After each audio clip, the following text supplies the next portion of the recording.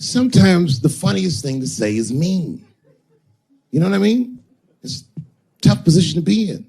So I say a lot of mean things. But you guys gotta remember, I'm not saying it to be mean. I'm saying it because it's funny. And everything's funny till it happens to you.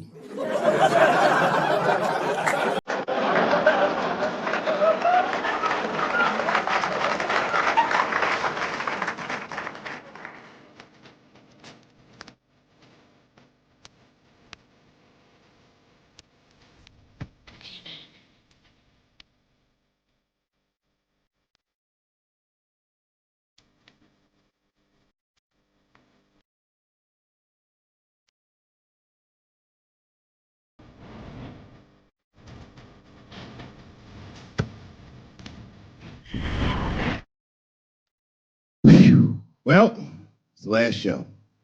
Here we are, Los Angeles, the world capital of rape and dick breath. The fuck has been going on out here? Keeps getting worse. But just when you think it can't get worse, they got Charlie Rose today.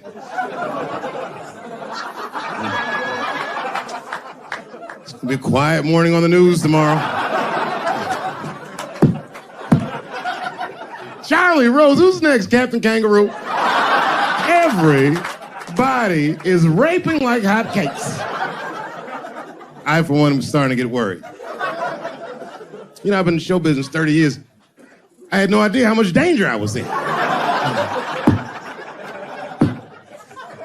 It's really some scary shit. I gotta tell you, Harvey Weinstein's probably the first person that I ever looked at a photograph of and was like, yeah, he rapes. Not sure this motherfucker has a choice. Not a handsome man. Not a lot of meat and extra skin on his face.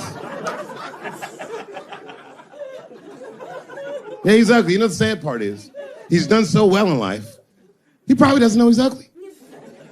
You know, when you're good looking, everybody will tell you, oh, you look wonderful, you're so great looking. But when you're ugly, you gotta figure that shit out for yourself. It's a lot of putting clues together through the years. Why am I not getting in the club? I got all the right shit on.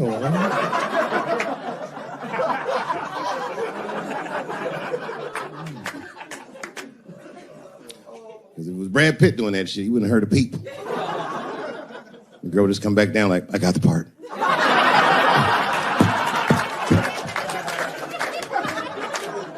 Yuck. Yet, it is important that I acknowledge, ladies, you are absolutely right.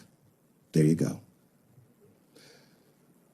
They gotta all be mindful of that, guys, because this could happen to any of us. It could happen to me. I can see that.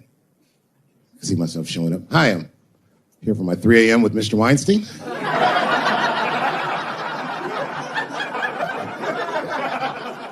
Hey, Harvey, I got your text. I'm here to talk about the script.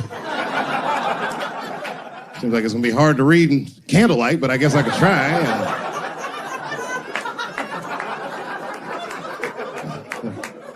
Sound like a fucking nightmare. Could you imagine that shit? Could you imagine if you was in a business meeting and a motherfucker pulled their dick out? In the middle of the meeting, I'd be like, yo, my man, this is the most unprofessional shit I've ever seen in all my days. Just let me finish, Dave Chappelle. I'll put you in all 3 Lord of the Rings.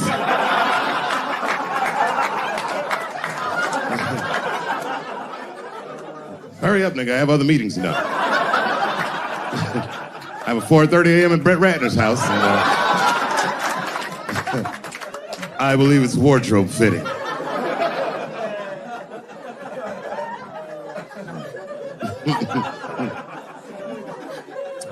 Wow. I mean, it is really bad out here, isn't it? Kevin Spacey's out here grabbing men by the pussy. I didn't even know that was possible. Jesus Christ. You got the guy from Star Trek, The Next Generation. That's That's what we got. Last time, it sounded like he was more than that, but that's who set it off. He's 14 years old, and Kevin Spacey accosted him at a party, which I gotta say, by the way, for the record. Been to a lot of parties in my day. Never been to a good one that had 14-year-old boys in it.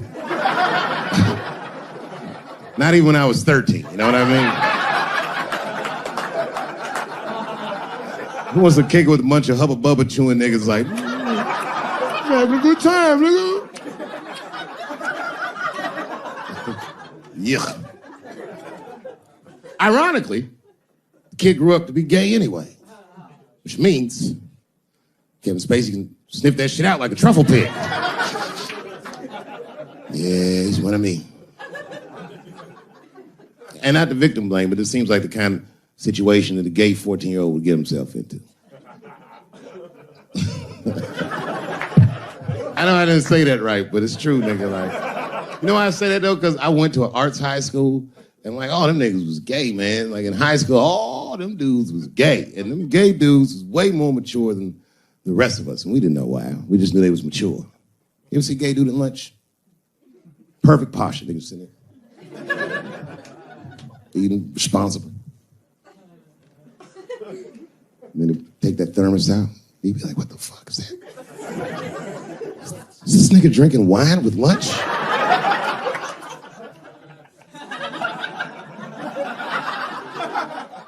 We didn't know what it was. Because we were young boys, we were just trying to figure out who we were. And we didn't realize these gay dudes was fighting to be who they knew they already were. Some impressive shit. They were fearless, the gay kids.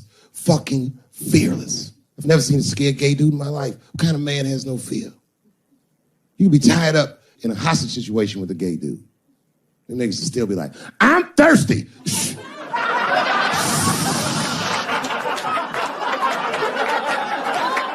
I'm thirsty, David. I need something to drink.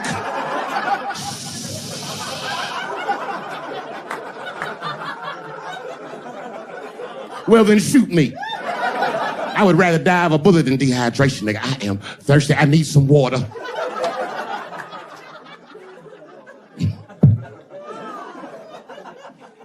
All jokes aside, Kevin Spacey shouldn't have done that shit to that kid. He's 14 years old and was forced to carry a grown man's secret for 30 years. Jesus Christ, he must have been busting at the seams with that one. The saddest part is, if he were able to carry that secret for 6 more months, I would get to know how House of Cards ends.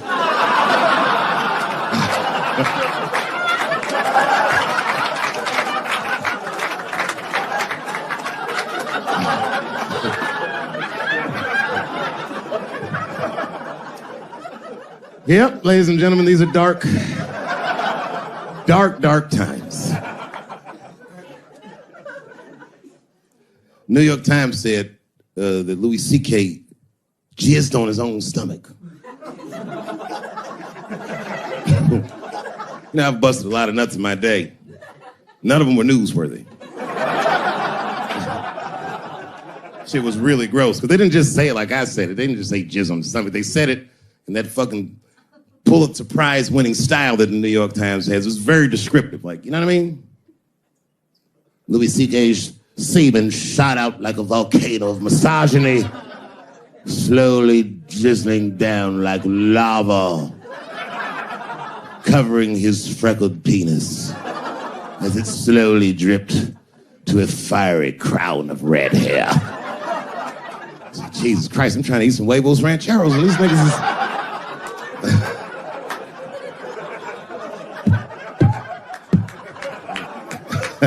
You know, the tough part, being a comedian, knowing the motherfuckers, everybody comes up to me like, did you know? Did you know what Louis was doing? No, bitch, I did not know. The fuck you think we talk about at the comedy club? Hey, nigga, how was the weekend? Great, man. I was just jerking off in faces and coming on my own stomach, having a good time. You know how this business is. No, I didn't know. They act like we sit around like Grease. Tell me more, tell me more. Then she put up a fight. Dun, dun, dun, dun. Dun, dun, dun, dun, dun, dun. Sorry, I don't know the choreography, but you get the point. You get the point. She was intense. But Louis was like the turning point. I mean, all these allegations are terrible. Louis was the only, I shouldn't say this, but fuck it. His allegation was the only one that made me like laugh. If you think about it, because all his friends is reading it and he's jerking off and he's surprising people. He's surprising me.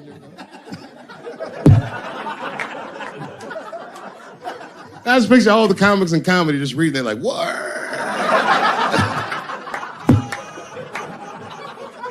It's terrible. I know it's terrible. I'm sorry, ladies. You're right. You are right.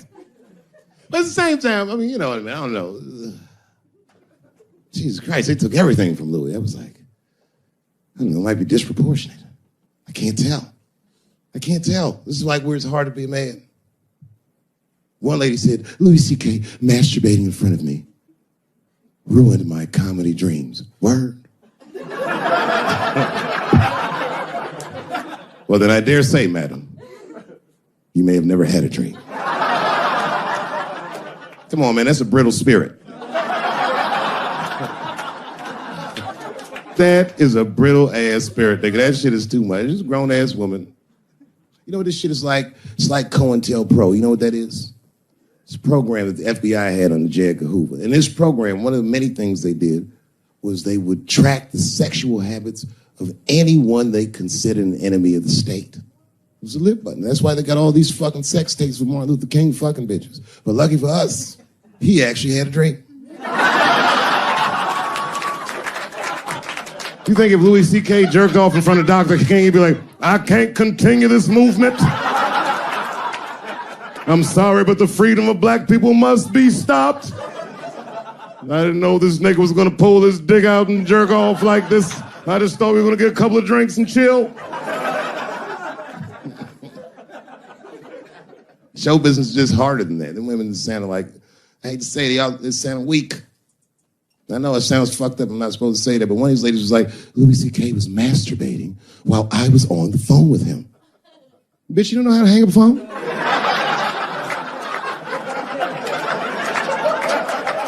How the fuck are you going to survive in show business if this is an actual obstacle to your dreams? I know Louis is wrong, ma'am. I'm just saying I'm held to a higher standard of accountability than these women are. Don't forget who I am.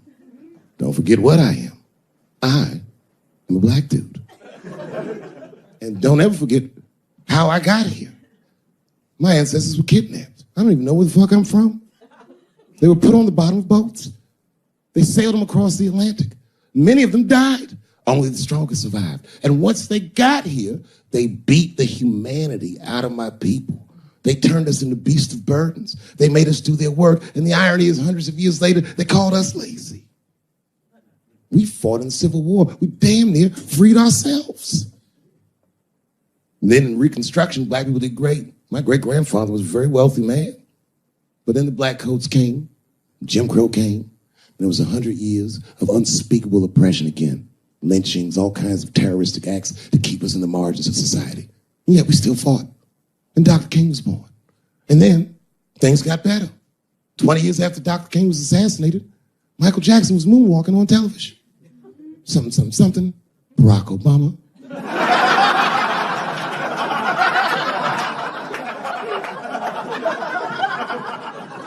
Donald Trump, and now here we all are. 400-year nightmare. Took us 400 years to figure out as a people that white people's weakness the whole time was kneeling during their national anthem. That's a brittle spirit. That's right, nigga. On the rock, it's regular. Ah! Ah! What are you doing, nigga? Stand up!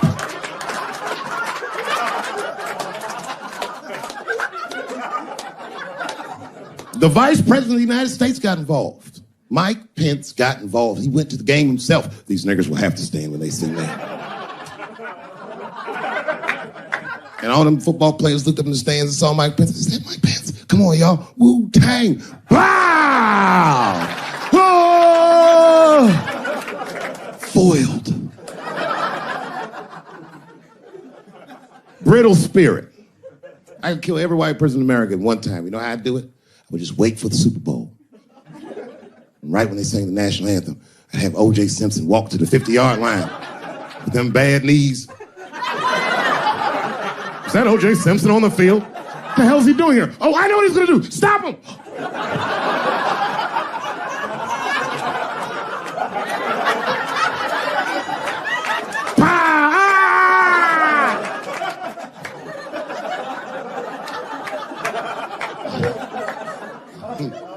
You gotta man the fuck up, y'all.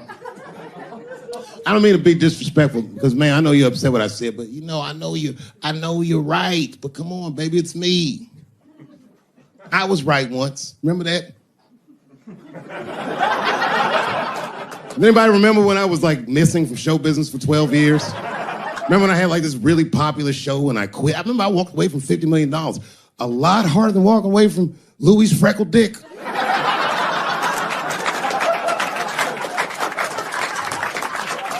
I didn't know that I'd ever work again. And yet here I am tonight. Did my dream die? No. I remember that shit. You don't remember that when I quit my show? Remember I went on the way out the door, I said, something's wrong in Hollywood. I believe they said I smoked crack. That's right, I remember. Remember they called me crazy. So really, you know, you're right, ladies. Congratulations. Enjoy it. And they're coming for you, bitches. They're coming for you. One person that's uncomfortable, you know who's the most uncomfortable motherfucker in the room? The nigga that's right. I was right at an orgy once. Nobody fucked me. I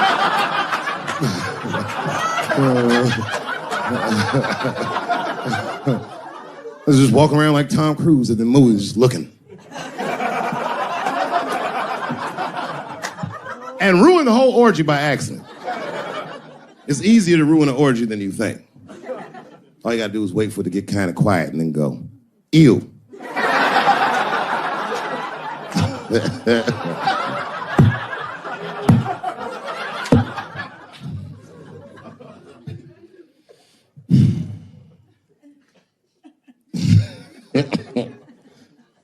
I know I feel bad. But I just feel like this is all happening for a reason. And ladies, I want you to win this fight. 10 years ago, I might have been scared, but, you know, I got a daughter now, so if you win, she wins. So I'm rooting for you. And I agree with you. At least ideologically, I do. I don't know if you're doing it just right, but I mean, who am I to say? I don't think you're wrong. I just think that you can't make a lasting peace this way. You got all the bad guys scared, and that's good. But the minute they're not scared anymore, it will get worse than it was before. Fear does not make lasting peace. Ask black people. And that's what it is. What this city really needs, without irony, I'll say this, the cure for LA is in South Africa. You motherfuckers need truth and reconciliation with one another. Because the end of apartheid should have been a fucking bloodbath by any metric in human history, and it wasn't. And the only reason it wasn't is because Desmond Tutu and Mandela and all these guys figured out that if a system is corrupt, then the people who adhere to the system and are incentivized by that system are not criminals. They are victims. And that the system itself must be tried. But because of how systems work is so compartmentalized as far as information, the only way we can figure out what the system is if everybody says what they did. Tell them how you participated. Because men want to help, they're just scared. Because Ben Affleck tried to help. Hey, what happened to these ladies is disgusting. Oh, nigga, you grabbed a titty in 95. All right, fellas, I'm out. Fuck that, I ain't helping. I just want to help. I want to be a good guy. Like, I can't even say the word Me Too anymore. The nigga tonight was like, Dave, I'm going to the comedy club. I was like, I am also going to the comedy club.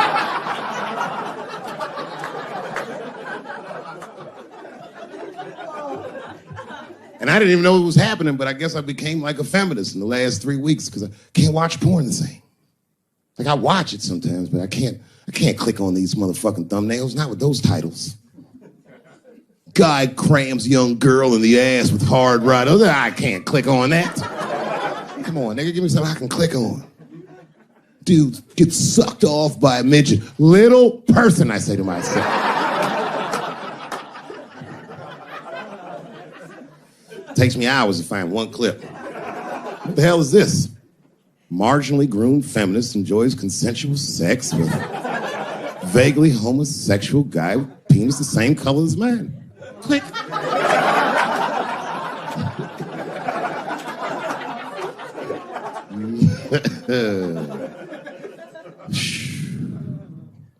You notice a lot of black dudes haven't been getting me too. I don't want to jinx myself.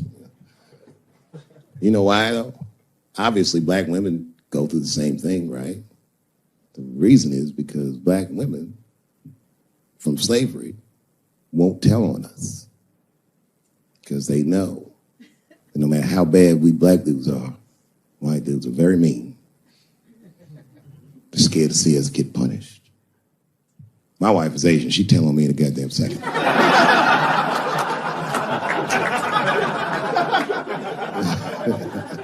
Ain't no fucking up in the Chappelle household. And the wildest shit about it is I live in Trump country. I live amongst the tiki torch whites, poor white people. And I'm rich. If it's ever pitchfork time, nigga, I'm in a lot of trouble. And nobody in my family believes me. I be trying to tell the kids, man, we gotta run these drills. They're like, we don't want to run your stupid drills. Too bad, son, you have to. Tiki torch whites come upside, what are you guys supposed to do? Come on, Dad, what are you guys supposed to do? Squint our eyes and stand next to Mom. That's right.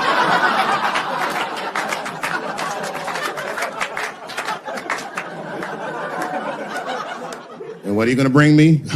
Your gun and your groundskeeper uniform. That's right. I'll go outside and see what they want.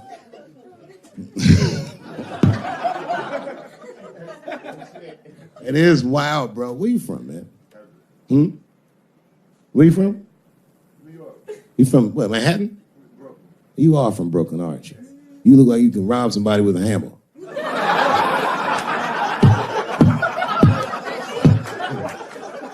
Brooklyn niggas rob you with shit they find around the house. I just got stabbed with a toothbrush. This nigga must be from Brooklyn. I'm fucking around. Yeah, man. Well, you ladies are right. To be honest with you, your lives look terrifying to me. They do, man. I know nothing about being a woman, but I know fear. Yo, I used to live in New York when I was 17. And I couldn't even pay my bills. You know what I did to make money? I used to do shows for drug dealers that wanted to clean their money up. And one time I did a real good set, and these motherfuckers called me in the back room. They gave me $25,000 in cash. I was probably 18 or 19 years old. I was scared. I am not saying that to say that trans women aren't women. I am just saying that those pussies that they got, you know what I mean? I'm not saying it's not pussy, but that's like beyond pussy or impossible pussy. You know what I mean? It tastes like pussy, but that's not quite what it is it? It's not blood, that's beet juice.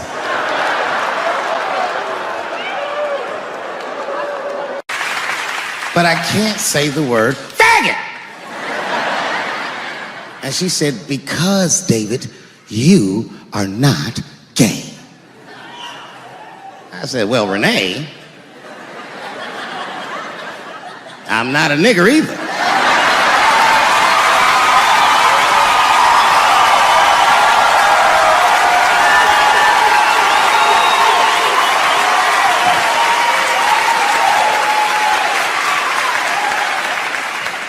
But you see, what I didn't realize at the time and what Kevin had to learn the hard way is we were breaking an unwritten and unspoken rule of show business. And if I say it, you'll know that I'm telling you the truth. The rule is that no matter what you do in your artistic expression, you are never, ever allowed to upset the alphabet people. You know who I mean. Those people that took 20% of the alphabet for themselves.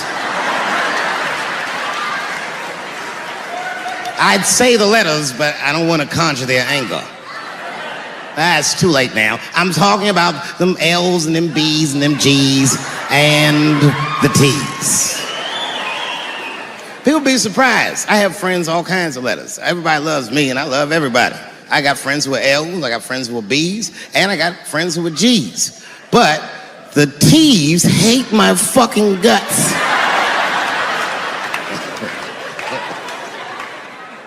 And I don't blame them. It's not their fault, it's mine. I can't stop telling jokes about these niggas. I don't want to write these jokes, but I just can't stop.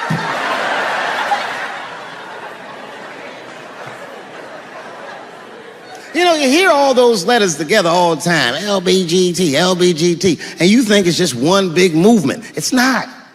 All those letters are their own movement. They just travel in the same car together. And my guess is,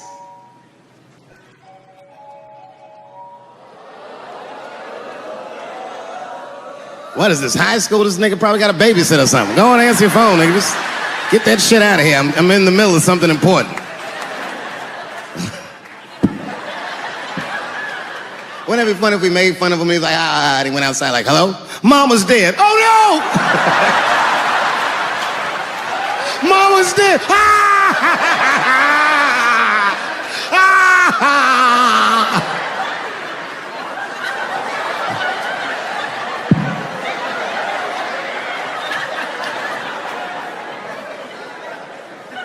That was a weird timed phone call, wasn't it? It's like his phone is gay.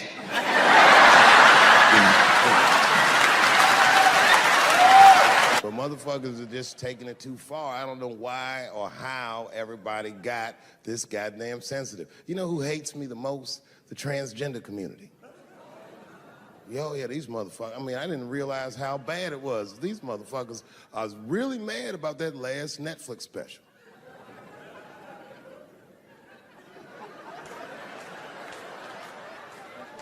It's tough, man. I don't know what to do about it because I like them. I always have. Never had a problem with them. You know, just fucking around. As a matter of fact, I think I make fun of everybody. And I mean, as a group of people, they have to admit, it's kind of fucking hilarious, man. I'm sorry, bro. It's like, I've never seen somebody in such a hilarious predicament not have a sense of humor about it.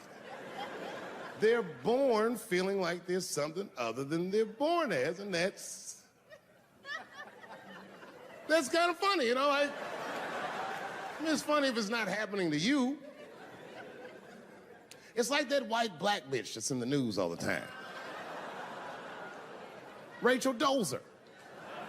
She's a white woman, but then she dressed up like a nigga and shot her way up to the very top of blackness. And I always wanted to meet her just so I could understand. I just wanted to like have dinner with her so I could just look in her eyes and call her a nigger to her face. The fuck is that bitch talking about? I identify black. That is trans talk, lady. Stop biting. Stop biting. There's a big difference between her and a trans. The difference between her and a trans is I believe transgenders. I don't understand them either, but I know they mean what they say. Them niggas cut their dicks off. That's all the proof I need. I've never seen somebody just throw their dick away. Don't need it.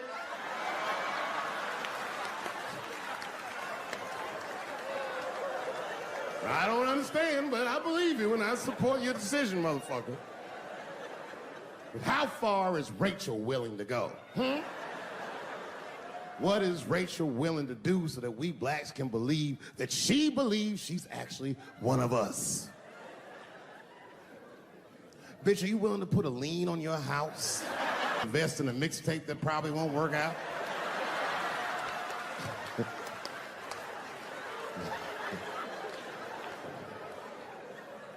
She didn't even change her name.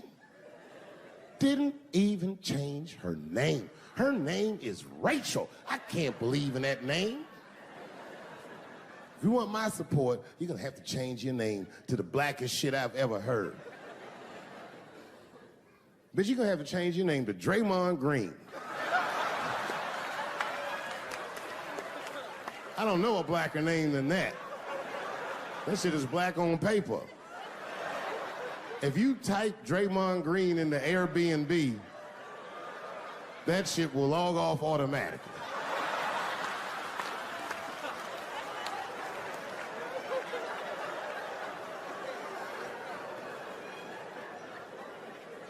You know, people get mad, bro. People get mad about everything I say. I was doing a show. I was in Portland, Oregon, and I was checked in a hotel under the name Charles Edward Cheese.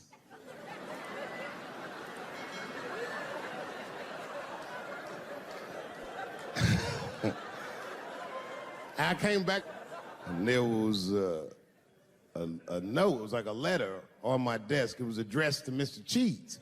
So obviously, I'm going to assume that whoever wrote this letter must be an intimate friend of mine. This is not some kind of name that a person would just guess. But then I open the letter, and it turns out I don't know this person at all.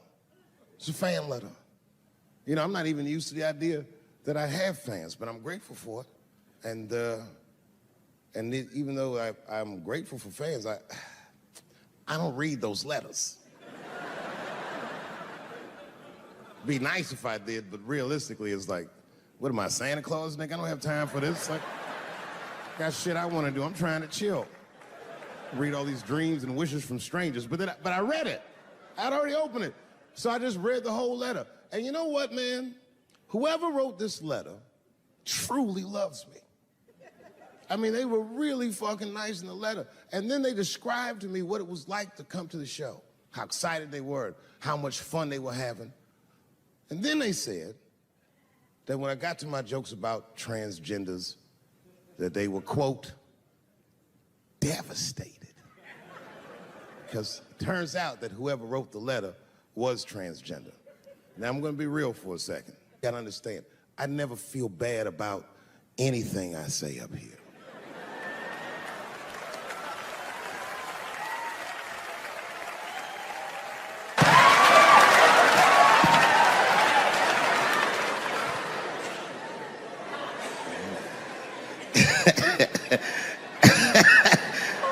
Like I was saying,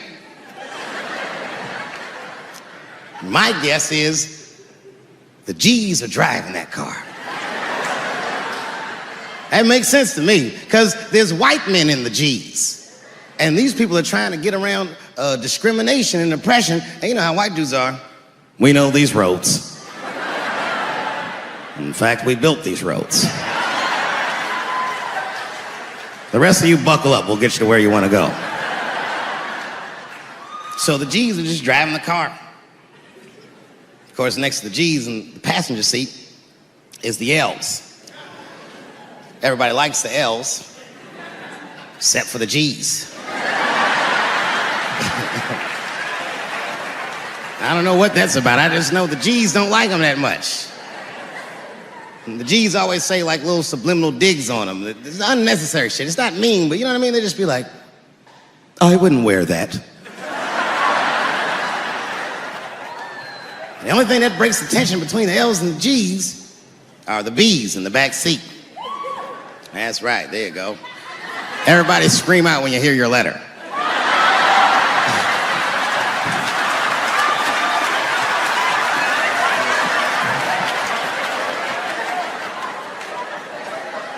If it's one thing that the L's and the G's agree on, is that the B's are fucking gross. They seem greedy to the L's and the G's, you know what I mean? They're just sitting in the backseat like, yeah, man, I'll fuck anybody in this car. What's going on, man?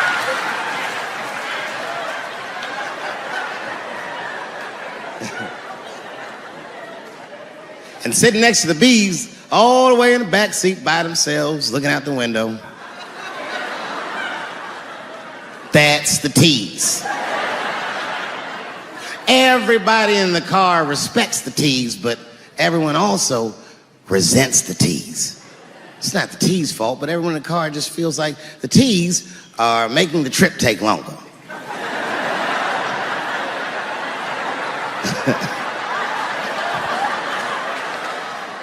Anything the T's say gets on everybody's nerves. And then the T's don't even say anything bad. They just be in the back talking to themselves. I'm hot. Shut up. Shut the fuck up, okay? Just roll the window down. bitch. I don't know what you... What? Just said I was hot. Could you pull over at the next exit? I need to use the restroom. There is not a restroom for you for 4 states, nigga. Will you just shut the fuck up so we can get where we're going?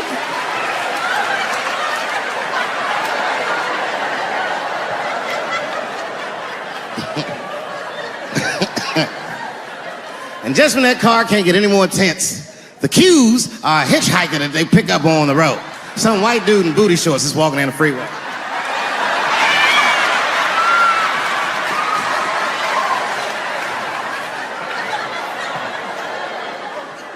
Jesus see him. That guy might be one of us. Hey, are you okay? You need some help? And he come over there with them booty shorts leaning on the window. Hey, what's going on, fellas? Lady. Whatever pronoun makes you feel comfortable in the back.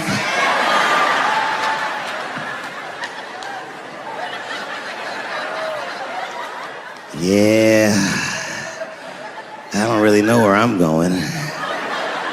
I don't know if I'm gay or I'm straight or whatever. All I know for sure is that I really want to get in this car.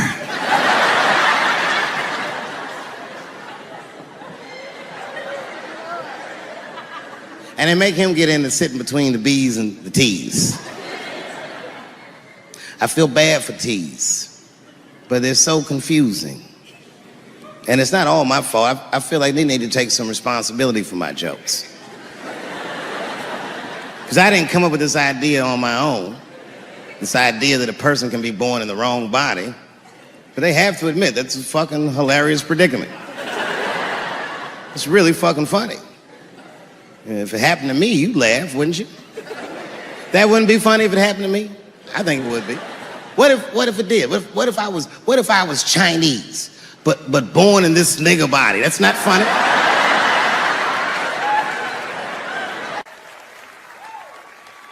And I would never admit this to you if I hadn't locked your phones up.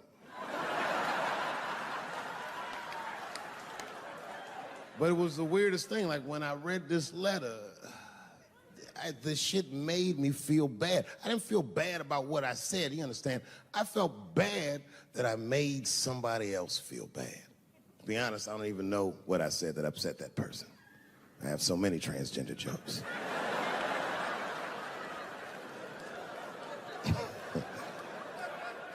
But I feel like it was probably this joke I'm about to tell you right now. And it's not even that bad of a joke. It's a true joke. I mean, it's not true, but I had read in the paper that Caitlyn Jenner was contemplating posing nude in an upcoming issue of Sports Illustrated. And I know it's not politically correct to say these things, so I just figured, fuck it, I'll say it for everybody else. Yuck. Oh, sometimes I just want to read some stats. I don't know why you're gonna cram some man pussy in the middle of the sports page like this. I just didn't think that was the place for it. But I wasn't saying anything like Caitlyn Jenner's a bad person. I'm not mad at her for doing it. Not even mad at Sports Illustrated. If I'm mad at somebody, I'm probably just mad at myself. You understand? Because deep down, I know that I am not strong enough to not look at those pictures.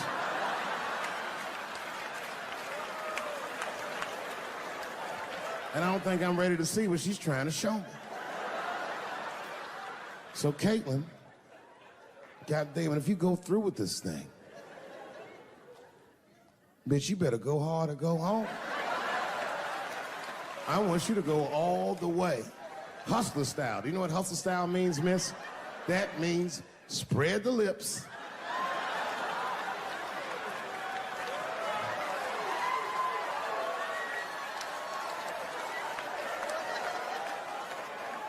I hope she spreads her lips and there's an itty bitty dick inside. Ah! The show is behind the curtains.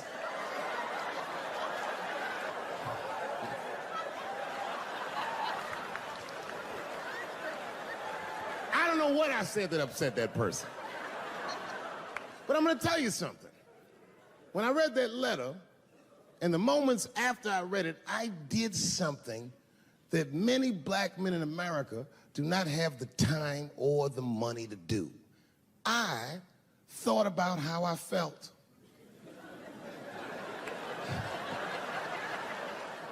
I asked myself a very basic question that I don't think I ever directly contemplated. I said, man, Dave, if you're writing all these jokes, do you have a problem with transgender people?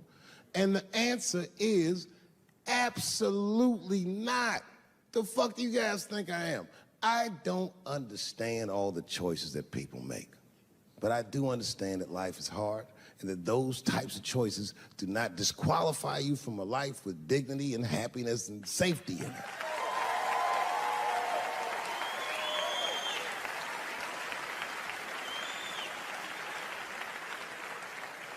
But if I'm honest,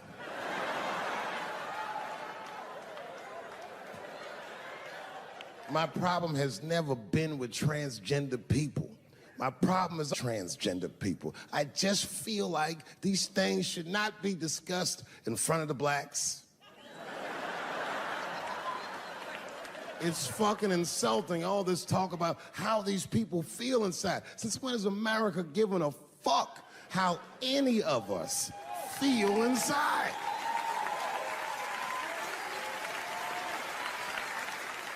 And I cannot shake this awful suspicion that the only reason everybody is talking about transgenders is because white men want to do it. That's right. I just said that. If it was just women that felt that way, or black dudes and Mexican dudes being like, hey, y'all, we feel like girls inside, they'd be like, shut up, nigger. No one asked you how you felt. Come on, everybody, we have strawberries to pick. It reeks of white privilege.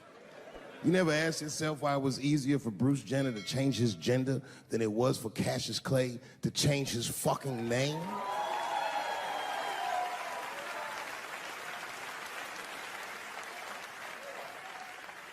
And if I were to be brutally honest, the only reason I ever been mad at the transgender community is because I was at these niggas for 6 songs straight.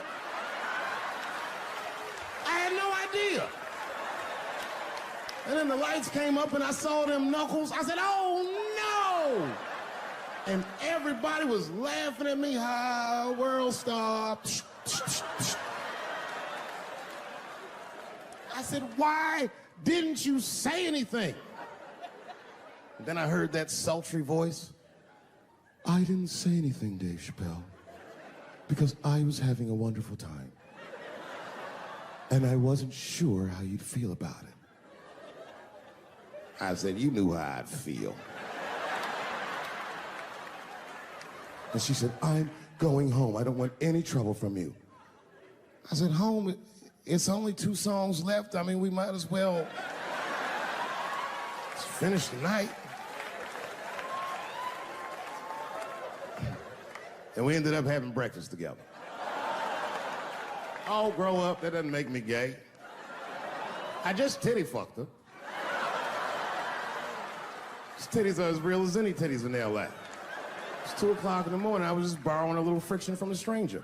Whoops. Although Dave Chappelle, the black American, he was a little jealous. I was like, how the fuck are transgender people beating black people in the discrimination Olympics? If the police shot half as many transgenders as they did niggas last year, it'd be a fucking war in LA. I know black dudes in Brooklyn, hard street motherfuckers that wear high heels just to feel safe.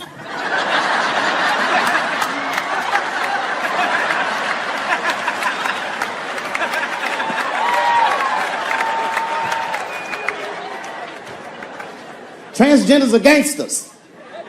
I used to do business with a transgender in Hollywood. Man, everybody would be scared of her in the boardroom. She'd walk in there, newly minted woman, high heels, purse. Wouldn't say anything to us, just walk around the conference table looking mean as shit.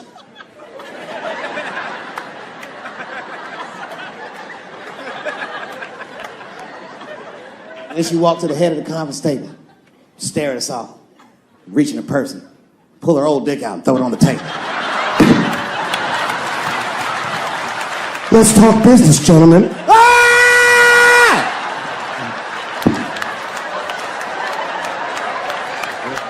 Shit is scary as fuck. If your best friend pitched that to you, you'd be horrified. Yo, nigga, let's go to the hospital and cut our dicks off and make pussies out of them shits. What? Can't we just get matching jackets or tattoos or something? Sure, that's what you want to do? There's only one way to find out, nigga. Wu-Tang, bow, bow. Let's go to the club and trick niggas into fucking us, yeah.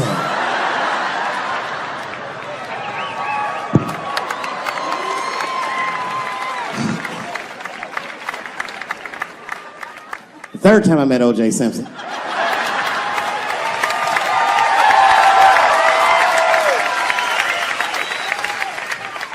Third time I met O.J. Simpson, I was doing great in life.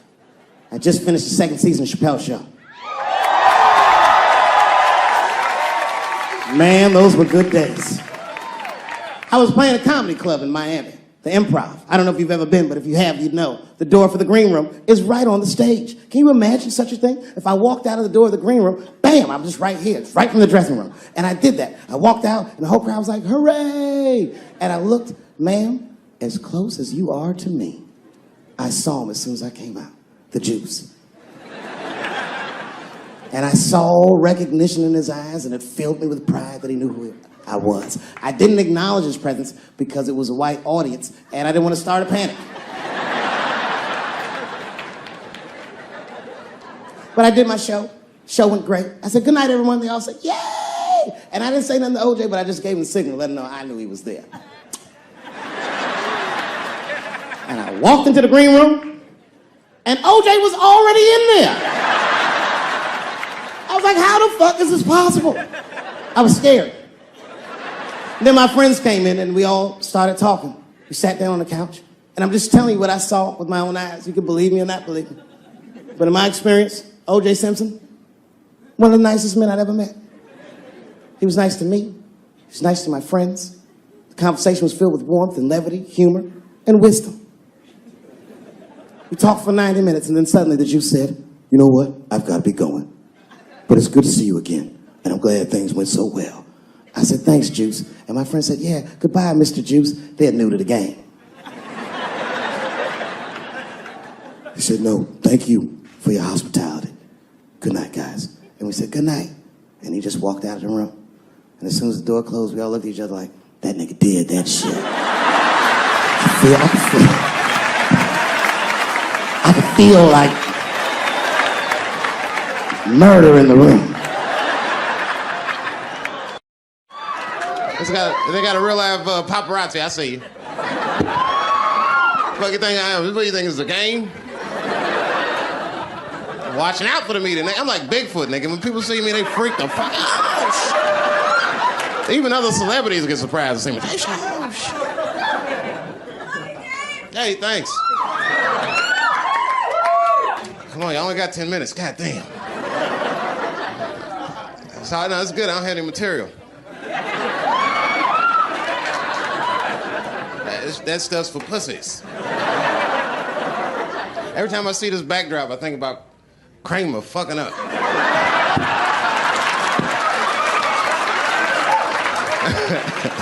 That's why I don't want to see no camera phones on my ass tonight. Because I'm telling you right now, I'm not wrapped too tight. Like, they putting a lot of that corporate pressure on me. So this might be the night that I snap, and you guys be lucky. It's like having tickets to see Siegfried and Roy the night that tiger bit that motherfucker's throat. He's like, I was there when that Chappelle freaked. I was there. Because that's why we really go to the tiger show, right? You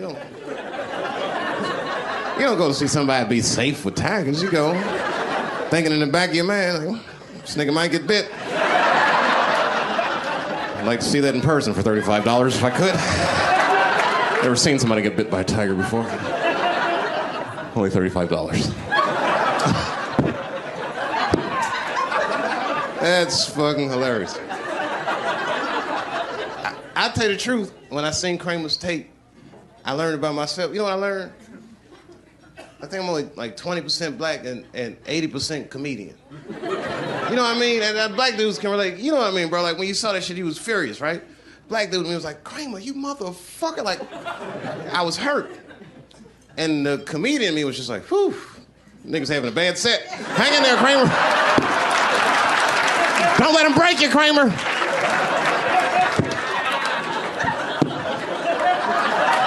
Oh, I wish I was there so bad. Because, you know, in the back of his mind, he was thinking, I'll get him the next show. There won't be a next show, Kramer. Phew. You know what I hate ever since I walked away from that show? Is that people keep trying to give me advice. Because I guess I'm in, like, depressing. You know, you be depressing and people be, like, trying to cheer you up. And then I'm in show business. That's what made me so mad about it. So they be saying stupid, hey, Dave, look, I know that was a rough experience, and I can only imagine what you've been through, but, you know, you just gotta hang in there, and what you gotta do is you just gotta keep your chin up. Just keep your chin up, Dave. Word, that's what I was doing. That's what I was doing wrong, was my chin was too low. Shut the fuck up, it had nothing to do with my chin, nigga.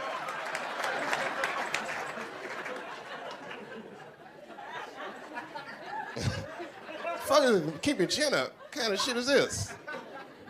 See niggas walking around show business. Oh, I know.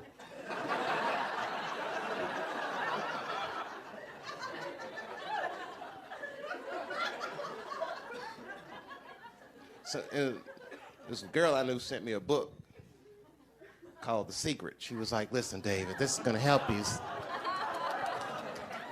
It's called The Secret. I thought this, and I started reading the book, and I read like 5 pages of shit and threw it in the trash.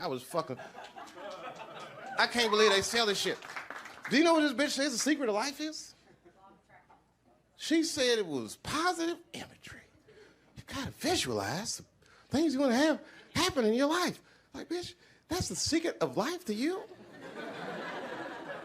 Then kill yourself.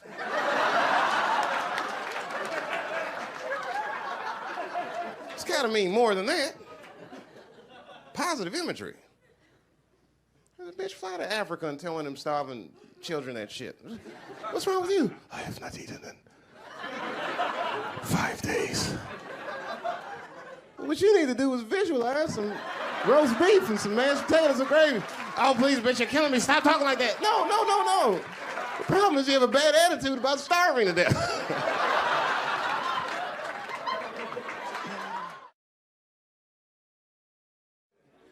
I'm one of those people that's so smart that I'm uncomfortable in this world. And I'm scared to live. I'm not scared to live, but it's scary out here. God damn. I know how flimsy this shit is. I can see through this. I can see the truth. There's an animal inside of each and every one of you. It's not good. Shit is real. Listen, I was looking at the paper the other day. I'm not making this up. There's a serial rapist in Houston. There's nothing funny about serial rape, but what is noteworthy about this particular rapist is that all of his victims have been men. Enjoy your evening. I can't believe you clapped about that. It's a man raping men in Houston. That's the most gangster shit.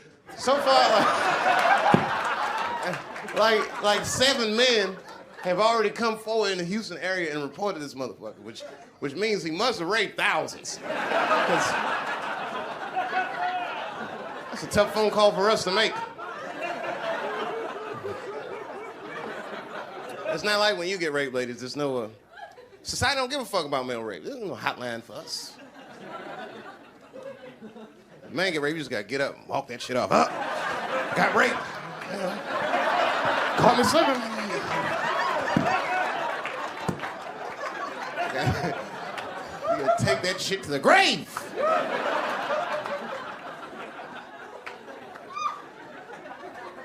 Couldn't even tell my wife some shit like that. Come on, all disheveled and shit. Hey, where have you been? It's 3 o'clock in the morning. Out fucking another woman. Just go back to sleep, okay?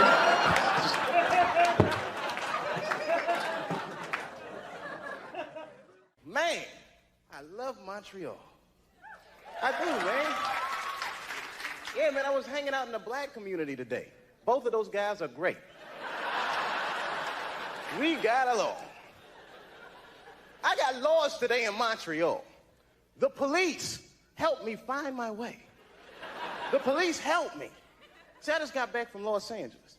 Let me tell you something. LAPD overreact to everything. You ever see them in action? Just, oh my goodness.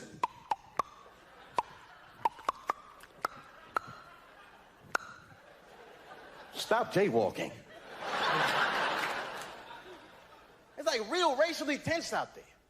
I took 2 white friends of mine to an all-black party in LA. These guys were in shock. They had no idea that black people sometimes call each other nigga as an endearing term.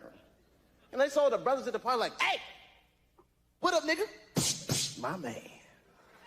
Oh, what's up, nigga? Pat, pat. My white friends, they got all excited. Hey, how you niggers doing? The music stopped. Everyone looked at them. Oh, my goodness. I mean, they got their asses kicked that night. I hated to do it, but you understand. It was like, they embarrassed me. Me and one of the guys, this is real ironic, we got in like a little Rodney King incident ourselves. Me and this guy, Dave, we were eating dinner at a restaurant. Dave got in an argument over the check with the waiter. Next thing we know, the owner, the manager, all the employees get together and just beat the shit out of him. Kapow! He sued him for $500,000 and won the case because the whole incident was recorded on videotape.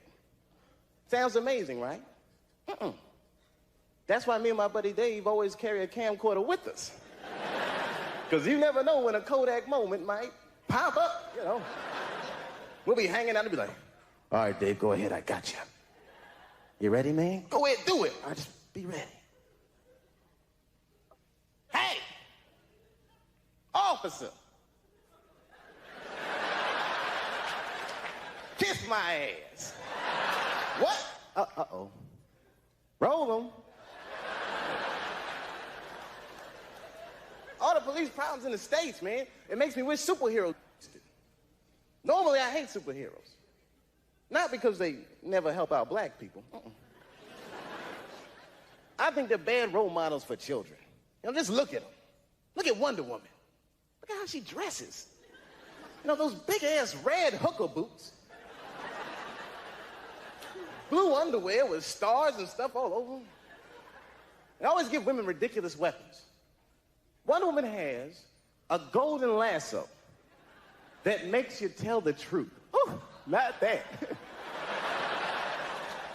The hell is that gonna do? She's gonna catch a bad guy. Gotcha. Oh, nice tits.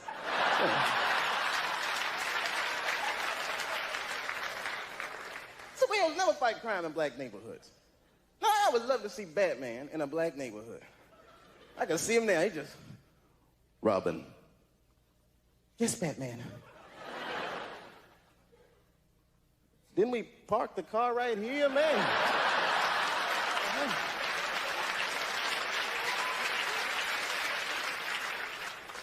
Having such a wonderful time. You know, folks, any of you guys ever do this? I got a little trouble when I was coming into Montreal. I walked to that little X-ray thing at the airport and said a joke about having a gun. Don't do that, yo.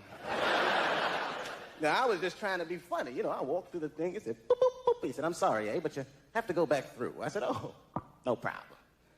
Must have been my pistol. Hey! Hey, I was joking. I mean, he was ready to kill me, man. Pulled his gun out and stick out all that shit. But my buddy Dave had the camera rolled. Peace, everybody. I'm out of here.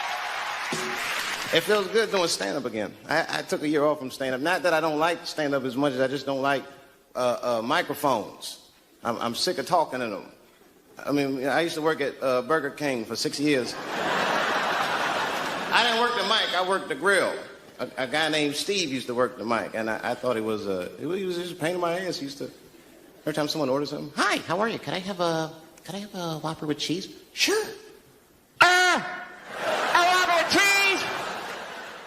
You son of a bitch, I'm right behind you. Just turn around and ask me for a Whopper. You know, Canada's nice. This is kind of like a kinder and gentler America, in a way. Even like the police are nicer. I'm not gonna say they're nice, I don't know. But they just smile at least, you know?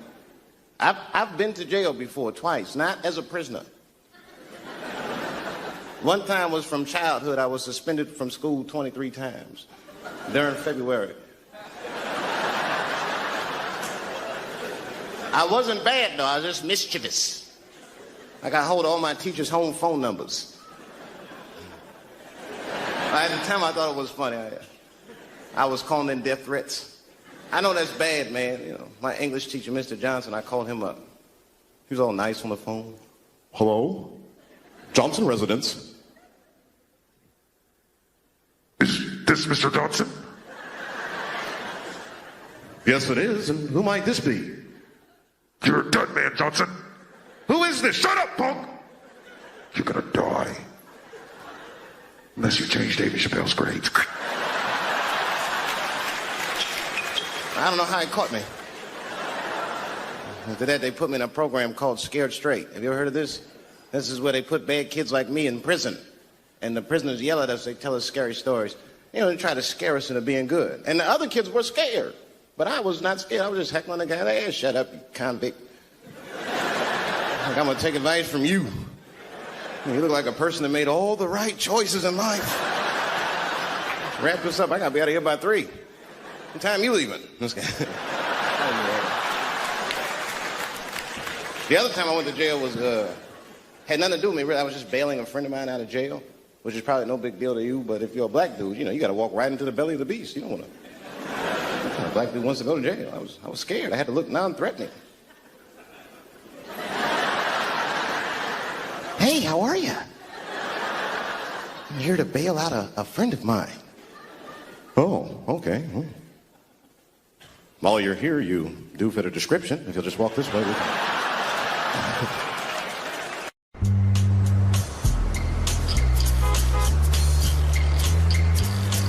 Well, yeah, I started when I was 14. That's when I figured it all out. Wow. You're 10 whole years ahead of me.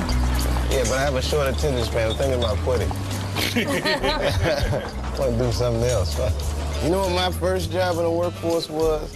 I had to put on a cookie costume and hand out flyers on Capitol Hill for a restaurant called the Cookie Bag. The cookie bag? In the middle of August. And what kind of cookie were you dressed as? Huh? Was it a chocolate chip Just a cookie? poor, hot, angry-ass chocolate chip cookie.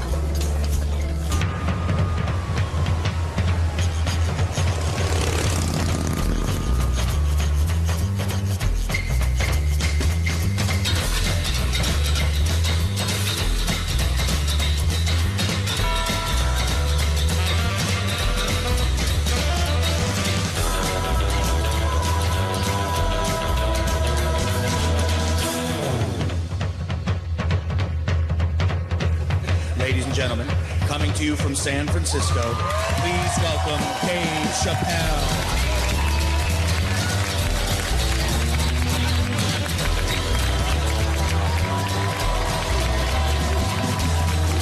Thank you. Thank you all. Thank you. What's up, San Francisco? I like your city. It's beautiful. Tolerant place. I didn't see much. I haven't seen my friend call me. He was like, Dave, having fun in Frisco? Hell yeah. Seen the sights? No. You want to go see Alcatraz? What kind of nigga in his right mind wants to visit a prison for recreation? I got friends in jail I don't visit. I don't deal with jails. Don't deal with jails, and I don't deal with police. My house got robbed in New York. I didn't even call the police. I wanted to, but I couldn't. My crib is too nice. It's not that it's too nice, but it's too nice for me.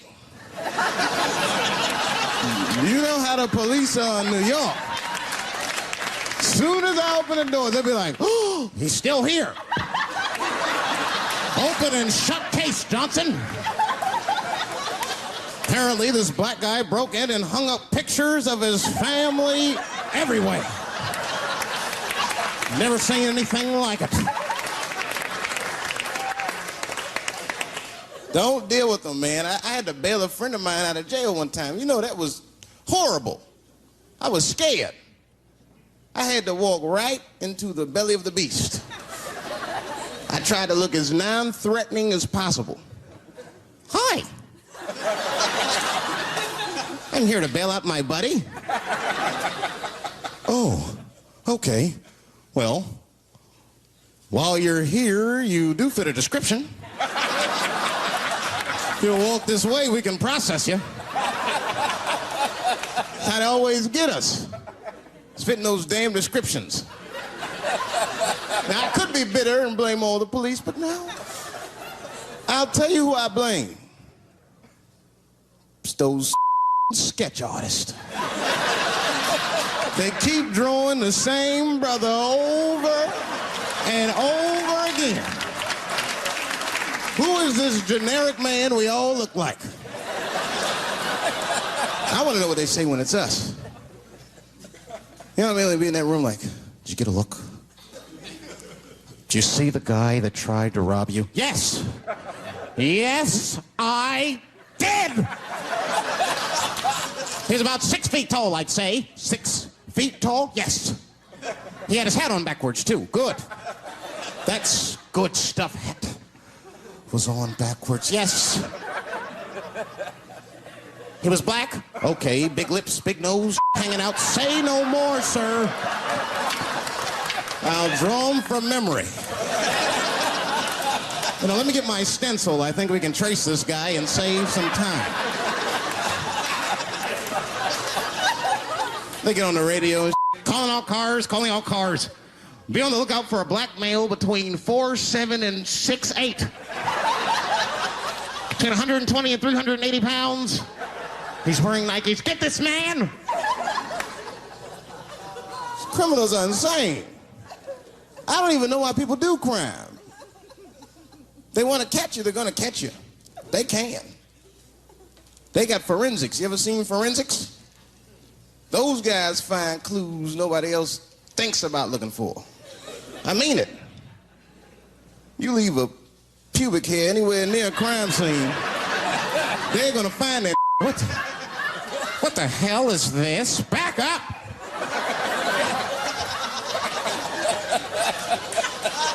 We got a match. Then they look at the pubic and tell all kinds of information. Looks like there was a struggle. Time of death 307. It's amazing. I saw him get a dude one time on court TV. It was embarrassing. It was a sexual assault case. I knew the defendant was lying. I could feel it. He defended himself too hard. He did. His answers had nothing to do with the questions. They're completely irrelevant. They asked him easy questions. Were you anywhere near the crime scene on the night of the incident? Mother, I told you I work at Burger King. He was like,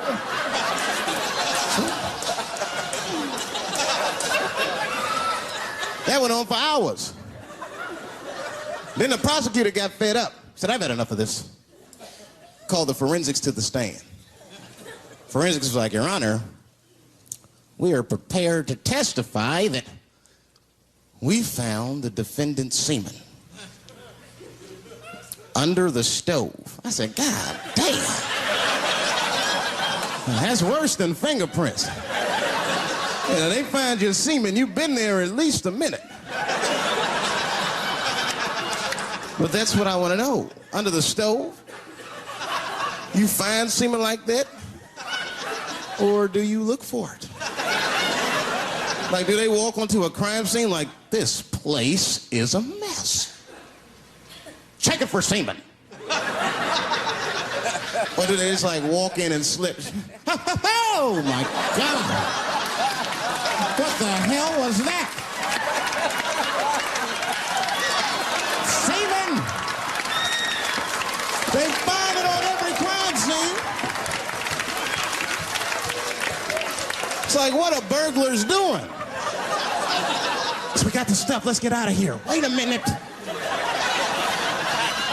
I want to leave my calling card. The semen bandit has struck again. I don't understand nothing anymore. I don't. I watched TV the other day. Now tell me, maybe it's just me. Maybe I'm crazy. Is it me? Is it me, or do commercials have nothing to do with the products anymore? You think I don't even know what a commercial is about until the end. Everyone's a surprise nowadays. You seen that commercial where the lady got the black eye? This lady come on TV with a black eye. She's crying. She's like, I smoke crack. And my husband beats me. And then a voice came on and said, got milk? I said, what the? It has nothing to do with milk. I'm not saying I'm a commercial expert, but I'll make a better milk commercial than that. Just make it nice and simple. I just do a close-up of a titty and put milk right underneath. If that doesn't sell milk, nothing will, boy. I'll tell you that right now.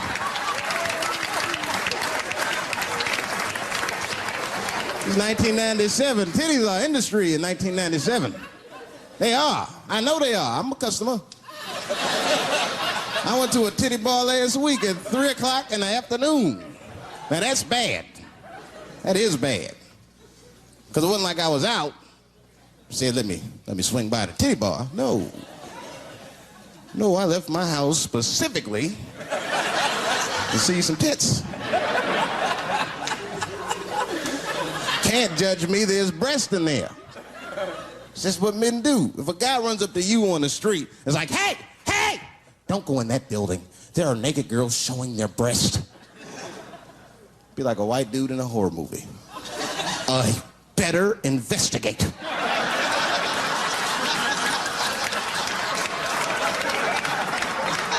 I'm gonna want to see for myself. Titty bar's a weird place. I'm not saying it's a good place to hang out. I go there every once and then. But it's a weird place. They got weird morality. One time I walked in titty bars, all these guys coming in, right? Out of all these dudes, the bouncer picked me out the crowd, started yelling at me. Hey, hey, hey, buddy, sir, do you want to take your hat off? Huh? It's disrespectful to the ladies. Yeah, I can shove a 20 up her, but I better not have a hat on when I do it. Oh, sorry about that, buddy. Here you go, Bubbles. Forgive me for the hat thing.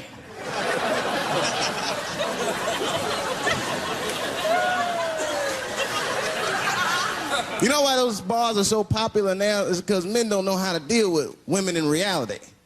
So sometimes we got to take the fantasy road. The reality of the situation is very grim. Women have made a lot of progress in a short period of time, man. It's changed everything. Can't deal in relationships anymore. I broke up with my girl. I'm out of Shawshank. I'm free. I don't want to go back. Couldn't even argue with her. You should be able to argue. If you have an issue in a relationship, you should be able to argue that issue out, right? But see, ladies, you got to stick to the issue. You guys take arguments everywhere just to win them. That's why nothing ever gets done.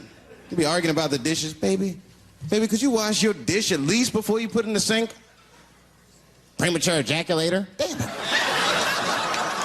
You know, why you gotta bring that up? I don't even believe in that. I don't. If I man, it was right on time. That's the way I see it. And as far as I'm concerned, I can't fast enough. You know, I'm sick of being vilified all the time. David, how could you? How could you? I was. Well, what were you trying to do, huh? Well, I beat you. You gotta work on your time, baby. I'm down to 1:20. Get mad at me because I have different goals in sex. I'm a speed. Just trying to hit my best time. It's like the Olympics. And now for the dismount.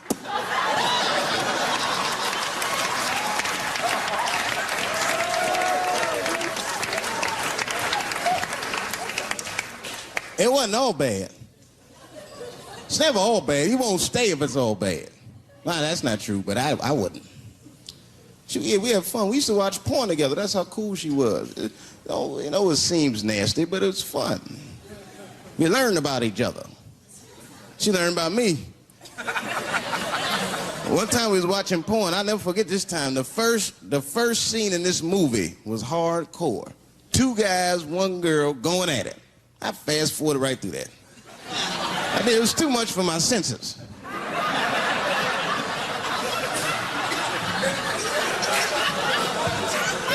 The scene after that was these 2 girls and this guy.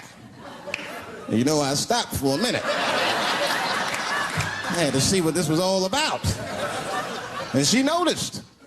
She said, "What is that? Now, why does that disgust you? 2 men and 1 woman. The men aren't touching each other, but the women are. The 2 women, those men touch each other. The 2 men don't touch each other. Why is that nasty to men? And I'll tell you why. Hey, ladies, you can call me crazy, but I think every straight man has a rule. That would be the 1 penis per fantasy rule. My is the star of my fantasy. Nobody else's is guest starring in my. This is a Dave Chappelle joint. You gotta look at the whole picture, man. And you get 2 girls and a guy in a room together. That's something else. That's holding and hugging, friendship and helping, teamwork at its very, very best, my friends. You get 2 guys and a girl in a room. It's the wrong kind of teamwork. It's downright brutal, if you ask me. I'll pull her hair. I'll smack her ass. That poor woman looked like a chicken on a rotisserie. And help me! What do I got myself into?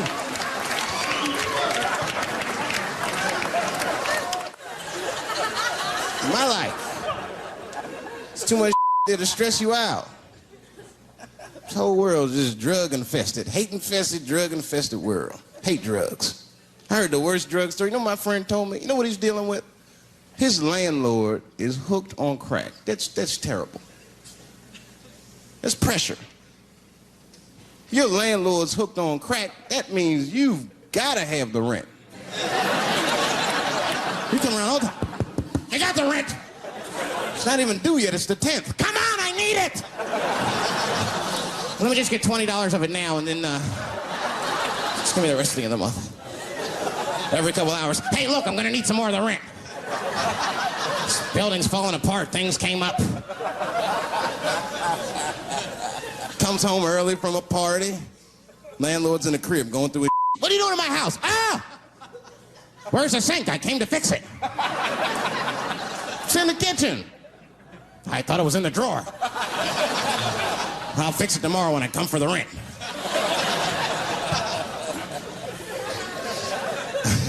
You know what I hate about drugs? I hate when people my age and older get hooked on crack. I hate that.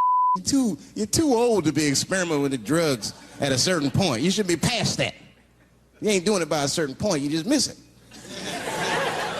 Drugs are really for old people anyway. You 75, you've earned the right. If I was 75, I'd do coke, heroin, everything. I wouldn't give a. I'd be walking down the street, they'd be like, boy, that old man is tripping.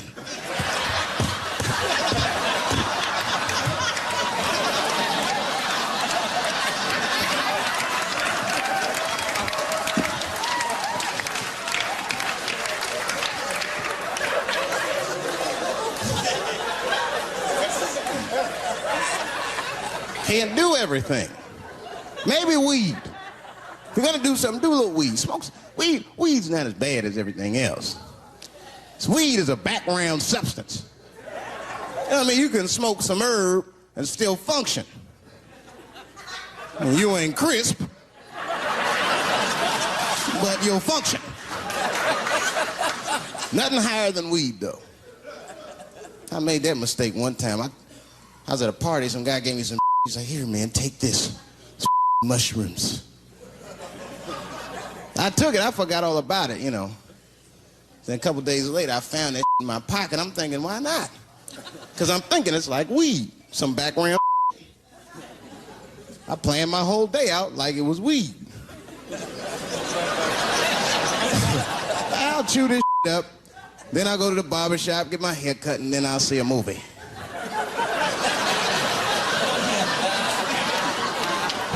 I chewed it up. So far, so good. Then I was in a barber shop like an hour later. And it's funny because I was just thinking to myself, I was like, ooh, this stuff sucks. Tastes like athlete's foot. I feel sick, but I'm not really high. Then I looked in the mirror. I saw the barber's reflection, man. It looked like a big penis was cutting my hair. I freaked out. I started talking to myself, Dave, calm down. You're on drugs. This is what drugs do. Okay, you know that there is no way that a penis can cut hair. But I started freaking out, man. I just couldn't take it anymore. I jumped out the chair, half my hair was cut, I didn't care. I didn't, I just gave a barber a handful of money. It was weird, the balls opened up. Anyway, I ran home, man. I ran home as fast as I could. It's tripping. I looked at the clock, it was 2:42. I was like, damn, 2:42. I gotta sober up. I had never been this high this early. I took a shower. I was still high. Said maybe music will do the trick. I listened to every CD I had. I was still high. Exercise, that's what I'll do. I ran around the block 4 times, still high. Took a nap, woke up, up. I looked at the clock, it was 2:43. I said, God damn. Who did this song? You know, this is my grandmother used to sing that when she cleaning up. That's a Negro spiritual. Black work song. Not everybody know about that. I know. See, white people, you guys might whistle when you work. You dig? But that's how you can tell what kind of work we're actually doing.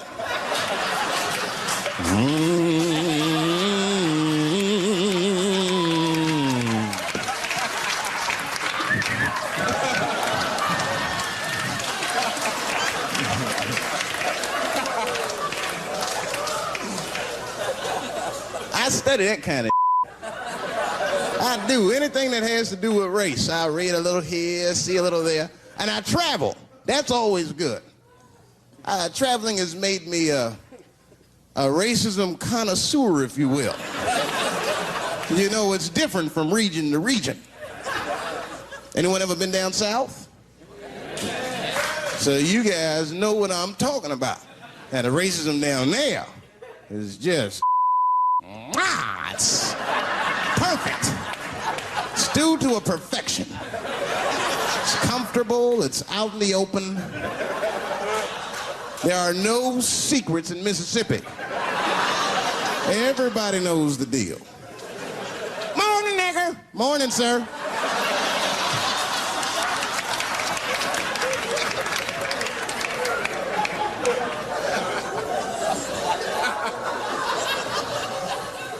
Not up here. You hit the big cities, man, it's different. It's always a secret. And we should do like them. We should keep our out in the open, then a little. I mean, with limits. You don't want to say whatever comes to your mind. That might be a little much. White dude be walking down the street minding his business. And Brother walk up to him, hello, you white oppressor, you slave master rapist of Africa. Why, hello, my thick-lipped spear-chucking friend. Touche, hunky. So, Whitey, what did you do today, huh? Oppress a new land and make the people there Christians against their will?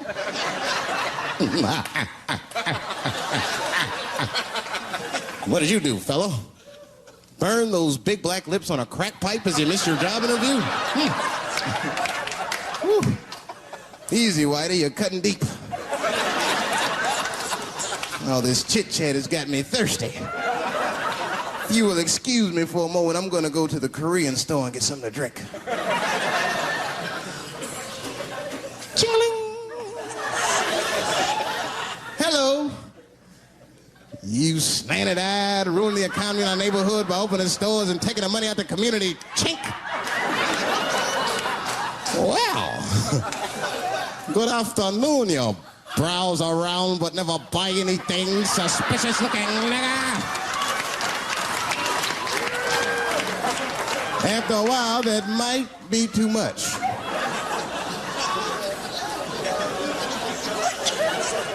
But you can't help it. If you're an American, you're a racist.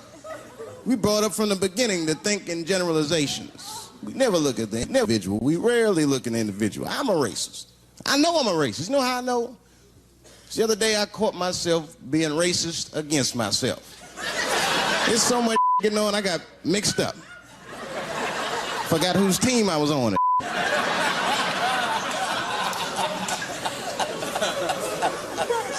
One time I was reading the paper, man, this story came on about this guy was suing a department store because they wouldn't let him play Santa Claus, you know, because he's black. And I was actually, like, relieved when the department store beat him. That's bad. But I wasn't ready for that.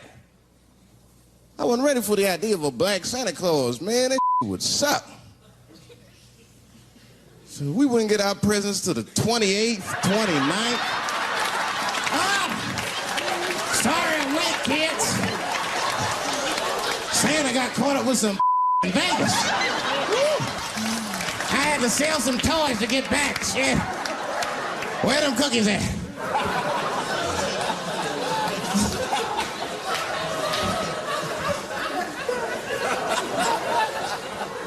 Y'all a great crowd, man. You are. I'm glad y'all came out, man. I'm nervous. I am. Not about the special. I hope this don't make me famous. You dig? I don't want to be famous. I want people to like me for who I am. Like, famous dude don't never know why people like him. That's why, like, if I ever make it, I'm gonna have to, like, test people. Like, if I meet girls, I wear disguises when they first meet me, so they don't know who I am. And then, like, on the first date, I'll call myself, I'll pick you up right from work. And then I'll pick her up in a garbage truck. Just to see how she reacts. And she's like, wait a minute. Oh, do I look like garbage to you? I don't see no goddamn trash need to be picked up here. Get that goddamn truck off my block. Who do you think you are? That's when I take my mask off. Oh, David Chappelle. That's right, bitch. Thank you. Thank you very much.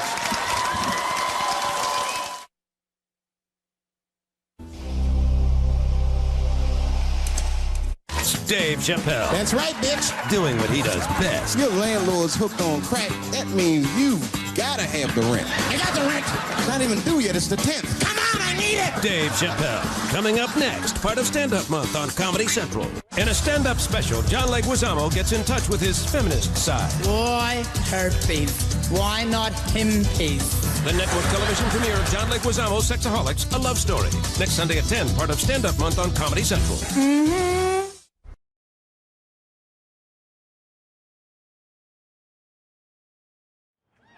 Well, this has been fucking wonderful. I don't know what to say, man. I don't even want this night to end.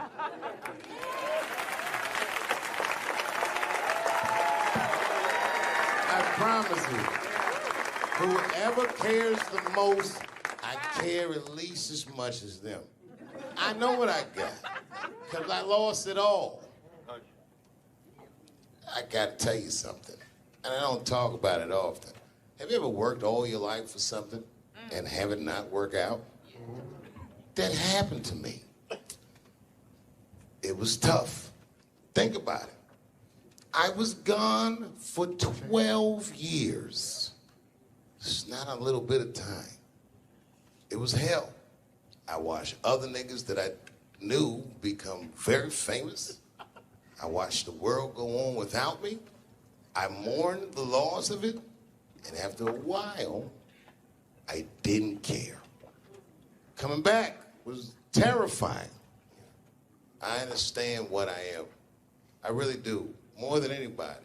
Like when they write about me in history, I'll be dead reading it like, yeah, I know they'd say that. They say that a person can't dream of a face they've never seen. Can't believe that's true, but it's probably true. Boy, I got a long bank of faces. 32 years, I could close my eyes, I could think of any night. There's so many faces. Every night, most nights, they're all looking up, smiling. You have no idea what the world looks like from there. All different races, all different colors, all different kind of beliefs, just looking at me, smiling for 32 years, night after night.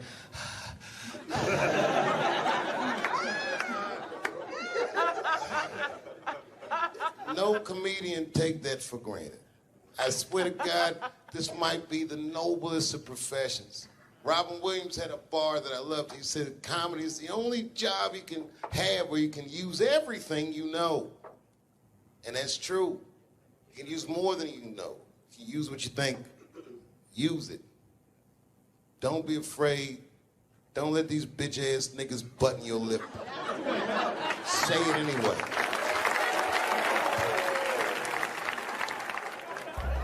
I first became aware of Dave Chappelle right around before the first Nutty Professor, because I was supposed to play that role that he played. And then I kind of saw him, and I was like, hey, that guy, right, that kid would be funny playing that role. I try to be people, but now it's time for Reggie to karate-size your ass. Woo! Dave is so much smarter than everyone. Like, Dave is one of the most, maybe the most intellectual comedian ever. It took us 400 years to figure out as a people that white people's weakness the whole time was kneeling during their national anthem. That's a brittle spirit. That's right, nigga. On the rock, it's regular. Ah! Ah! What are you doing, nigga? Stand up! He stretched the art form and his impact on the culture. He is the voice of his generation, without question. Nobody's even close to him. Thinking? No, I've had to learn, and that's where Dave Chappelle has been a wonderful friend and mentor. What did Chappelle say to you that helped you with that? Chappelle said to me, we were doing a show at Radio City together. It was during his run. Right. And I was on one of the shows, and he said to me, I said, man, what am I going to tell these? Because I was like, I'm going to do comedy before Dave Chappelle. I was like, Dave, what am I even doing here? And Dave said, and I said, I don't even know if I'm funny enough to be here. I said, you're nice, and I think I'm a really funny guy, but what am I doing here? And Dave said, look, man. He said, you don't understand something. He said, you're not here because you're funny. He says, I know 100 funny motherfuckers out there. He said, you're here because you're interesting. And he said, anyone can be funny. Not everybody can be interesting. Not everyone can make an audience listen to what they're saying.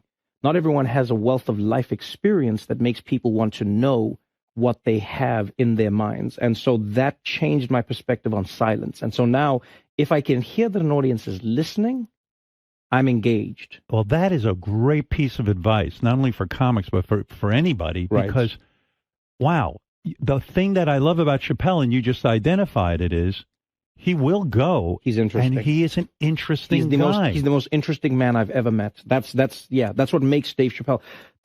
Many people are funny. There's a lot of funny stand-up comedians all over the world. Yes. But what makes Dave Chappelle is that he is interesting. It's how he sees the world between the jokes. But all jokes aside, Kevin Spacey shouldn't have done that shit to that kid.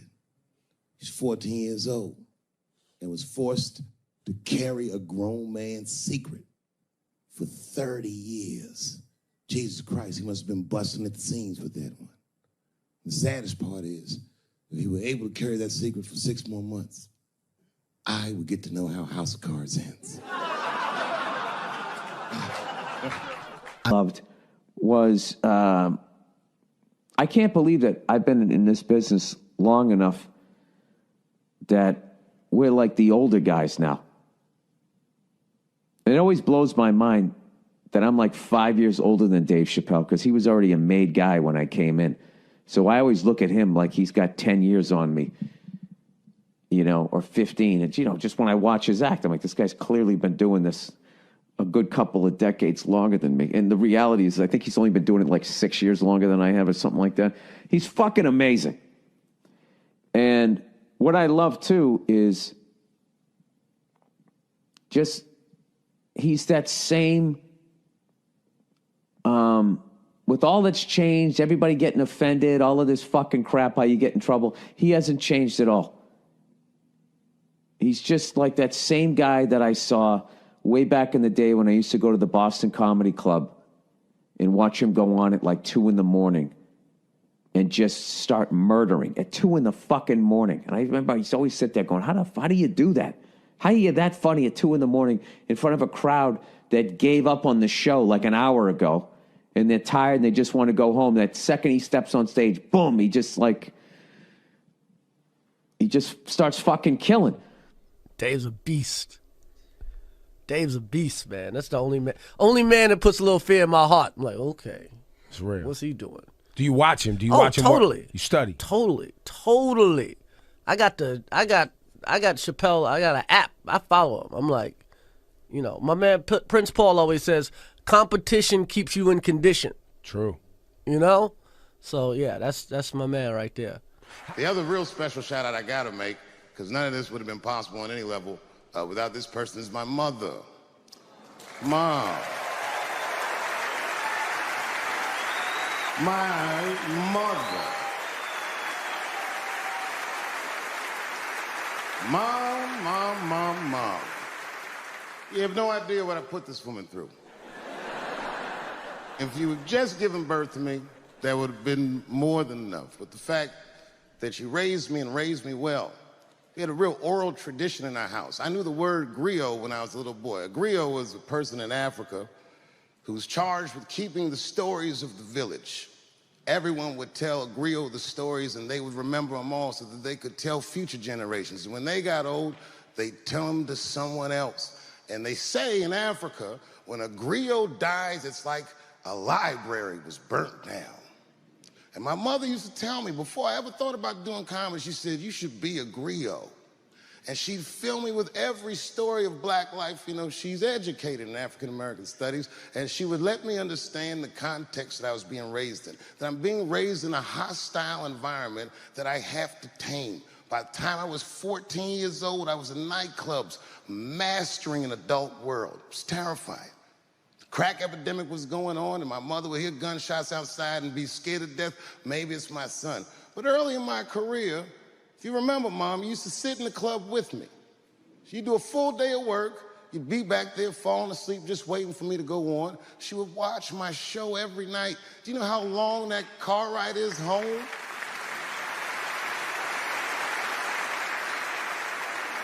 How many of you have ever heard your mother say, pussy jokes were a little too much tonight, son?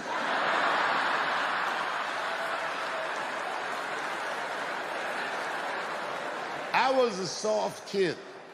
I was sensitive, I'd cry easy, and I would be scared to fist fight. And my mother used to tell me this thing, I don't even know if you remember, but you said this to me more than once. You said, son, sometimes you have to be a lion so you can be the lamb you really are. I talk this shit like a lion. I'm not afraid of any of you. When it comes word to word, I will gab with the best of them, just so I can chill and be me. And that's why I love my art form, because I understand every practitioner of it. Whether I agree with them or not, I know where they're coming from. They want to be heard. They got something to say. There's something they notice. They just want to be understood. Love this genre. It saved my life.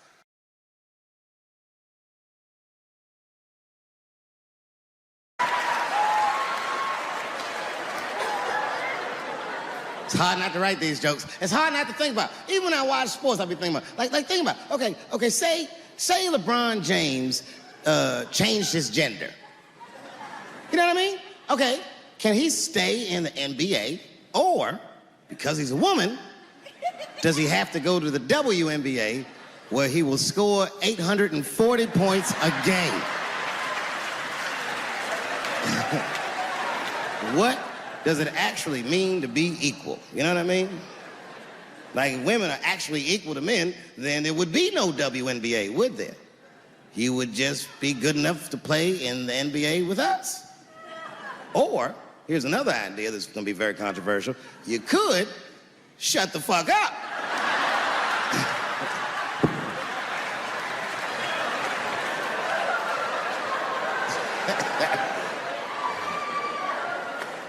I'm sorry, ladies, I got a fucking Me Too headache. Y'all is killing me right now. It's really fucking tough to watch what's going on. You know, ladies, I said it in my last special, and I got in a lot of trouble for this. I told you were right. But the way you're going about it is not going to work. But I'm biased. I said it. Louis C.K. was a very good friend of mine before he died in that terrible masturbation accident. And it was his room. You read the story. He was masturbating in his own room. That's where you're supposed to masturbate. And then he said, hey, everybody, I'm gonna pull my dick out. Nobody ran for the door or nothing like that. They all just kind of hung out like, I wonder if this guy's serious. And he came on his own stomach. There it is. What is the threat? Have any women ever seen a guy that just came on his own stomach? This is the least threatening motherfucker the earth has ever seen. All you see is shame in their face and cum dripping down like pancake butter.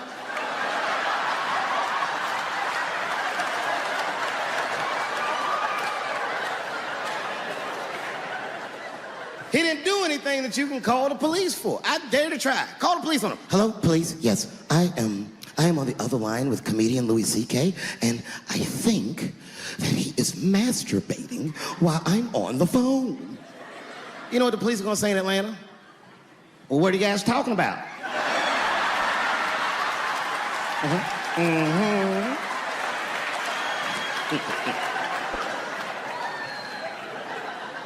The only thing in our society that bothers me the most is the way that men and women don't get along no more. That's really what's bugging me about it. Men and women just don't get along. Like, I hear women say this all the time. I know a lot of you sisters be like, chivalry is dead. Don't you? Don't y'all feel that way? Like men aren't gentlemen anymore? That's right. Chivalry is dead, and women killed it.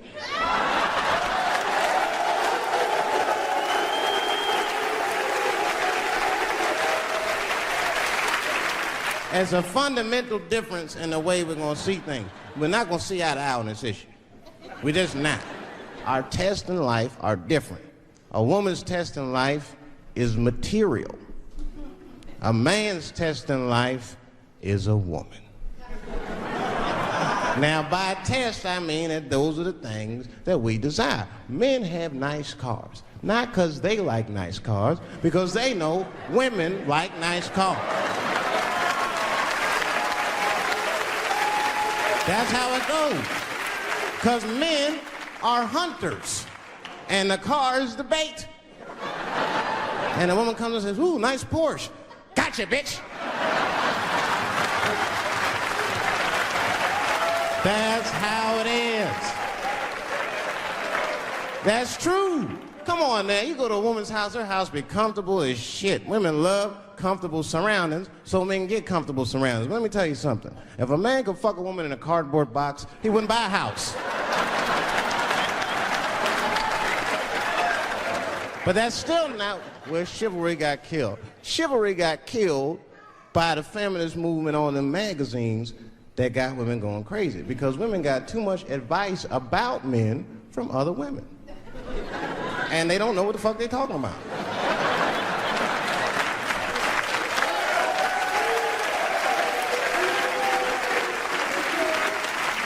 And it's true. I see this shit in the magazines. I don't read them, but I be seeing the cover. I be in the grocery store, fellas, you look at one of the magazines like, what is this? And they say on the cover, 100 Ways to Please Your Man by some lady. Get out of here, man. Come on. Ain't no 100 ways. That list is 4 things long. Just suck his dick, play with his balls, and then fix him a sandwich and don't talk so much. And they're gonna be happy. Yeah.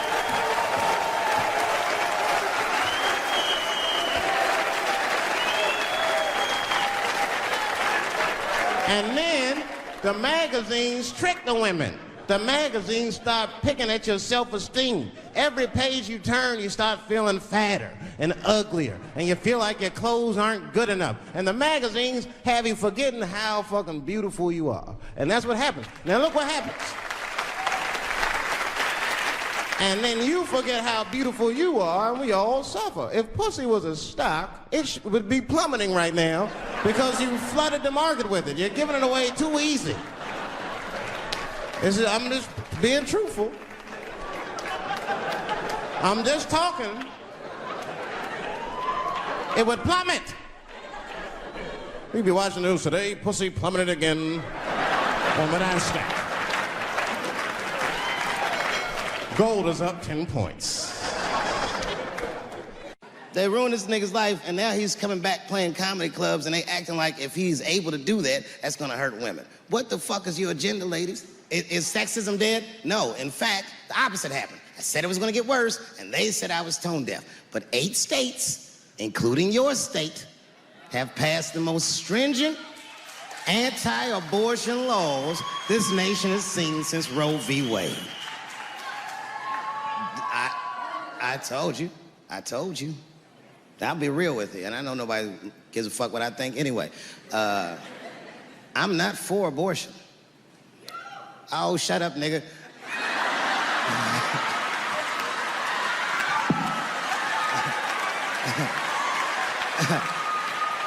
I'm not for it, but I'm not against it either. It all depends on who I get pregnant.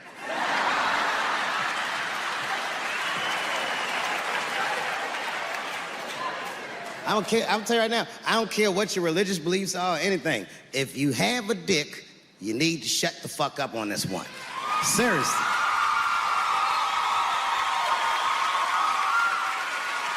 This is theirs. The right to choose is their unequivocal right. Not only do I believe they have the right to choose, I believe that they shouldn't have to consult anybody, except for a physician, about how they exercise that right. Gentlemen, that is fair. And ladies, to be fair to us, I also believe if you decide to have the baby, a man should not have to pay.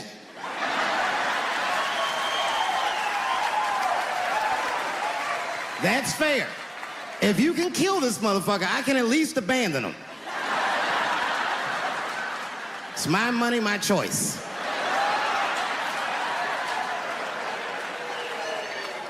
And if I'm wrong, then perhaps we're wrong. Just figure that shit out for yourselves.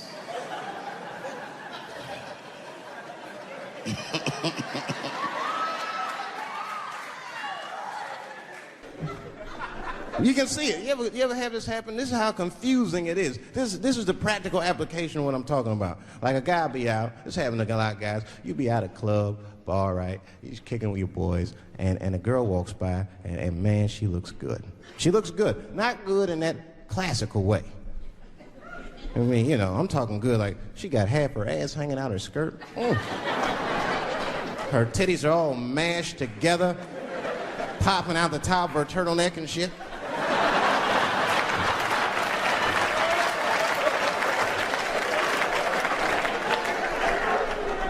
And you with your buddies, right? You with your buddies, you got a couple drinks in you, and you see a girl like this, you might try to talk to her. This might not come out right. I don't know what you say, but damn, look at them titties! Right? The girl gets mad and says, oh, wait a minute. just because I'm dressed this way does not make me a whore. Which is true. Gentlemen, that is true. Just because they dress a certain way doesn't mean they are a certain way. Don't ever forget it. But ladies, you must understand that that is fucking confusing. Just is. Now that would be like me, Dave Chappelle the comedian, walking around the streets in a cop uniform. Somebody might run up on me. Oh, thank God. Officer, help us. Come on, they're over here. Help us. I'm like, oh, just because I'm dressed this way does not make me a police officer. You understand what I'm saying? It's like, all right, lady, fine. Fine. You are not a whore. But you are wearing a whore's uniform. I'll tell you that shit right now. Can't deal in relationships anymore. I broke up with my girl. I'm out of Shawshank. I'm free. I don't want to go back. Couldn't even argue with her. You should be able to argue. If you have an issue in a relationship, you should be able to argue that issue out, right? But see, ladies, you got to stick to the fucking issue. You guys take arguments everywhere just to win them. That's why nothing ever gets done. You be arguing about the dishes. Baby, could you wash your dish at least before you put it in the sink? Premature ejaculator? Damn it. You know, why you got to bring that up? I don't even believe in that. I don't. If I come, man, it was right on time. That's the way I see it. And as far as I'm concerned, I can't come fast enough. You know, I'm sick of being vilified all the time. David, how could you? How could you come? I was fucking. What were you trying to do, huh? Come. Well, I beat you. You gotta work on your time, baby. I'm down to 1:20. Get mad at me because I have different goals in sex. I'm a speed fucker. Just trying to hit my best time. It's like the Olympics. And now for the dismount.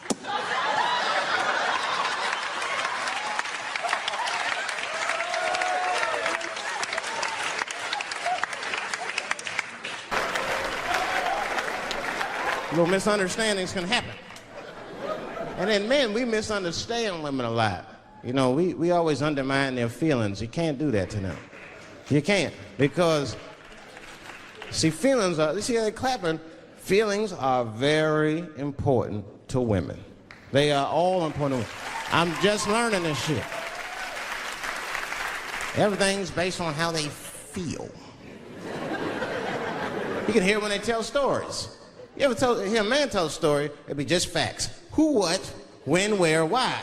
It was me and Bob, we was at Safeway. Then that nigga Bob said this, then I punched that nigga, and then I broke out. That's the story.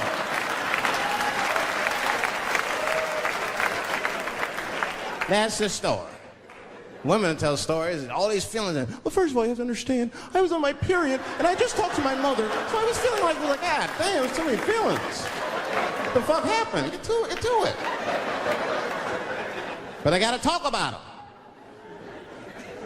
Gotta talk about them. That's how they always get me. I'll be sitting there, watching TV, chilling and shit. My old lady come up to me. David, we need to talk. Fuck! I don't say that out loud. That's how I feel inside. Because I know every time we need to talk about some shit that I gotta do. We don't ever have to talk about anything she needs to do.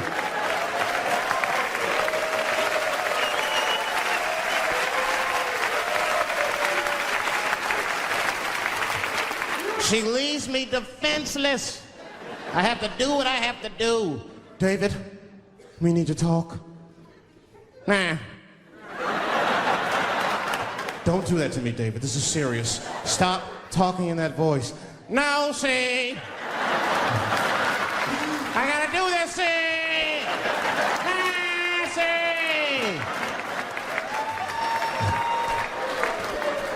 It wasn't all bad. It's never all bad. You won't stay if it's all bad. Well, that's not true, but I wouldn't. We had fun. We used to watch porn together. That's how cool she was. It seems nasty, but it's fun. We learned about each other. She learned about me. One time we was watching porn. I'll never forget this time. The first scene in this movie was hardcore. 2 guys, 1 girl going at it. I fast-forwarded right through that. It was too much for my senses.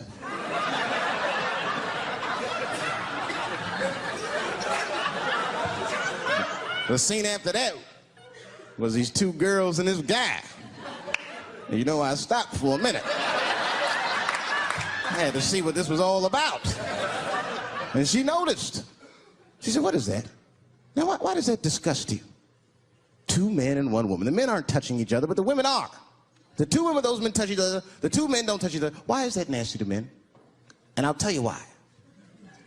Hey, ladies, you can call me crazy, but I think every straight man has a rule. That would be the 1 penis per fantasy rule. My dick is the star of my fantasy. Nobody else's dick is guest starring in my shit. This is a Dave Chappelle joint. Caitlyn Jenner, whom I've met, wonderful person, Caitlyn Jenner was voted Woman of the Year. Her first year as a woman. Ain't that something? Beat every bitch in Detroit, she's better than all of you. Never even had a period. Ain't that something? Oh, I'd be mad as shit if I was a woman. I'd be mad if I was me. If I was in a BET Awards sitting there and they're like, and the winner for Nigger of the Year, Eminem, my man. I complain, but I'm happy I'm with somebody. I don't want to be single. I don't like that. Sometimes you go to them single clubs, you see too much. I was on the road, one club, and I seen a thing they call a thong contest.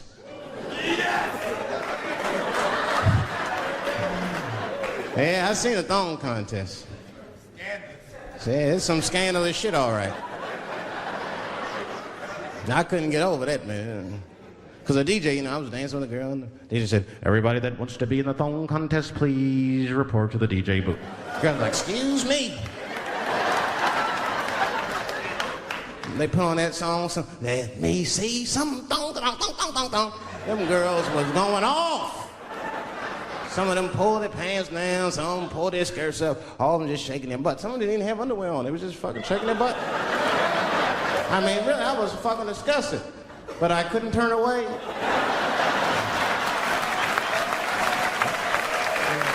But no, please, for the squeamish, just plug your ears. All right, one of the girls, you get so into it, there's no cops around, right? But she actually, I'm sorry to tell y'all this, she spreads her butt cheeks open. She spreads her butt cheeks open in the middle of a crowded disco, right? I was disgusted because I was like 10 yards away from her. I was like, oh my God.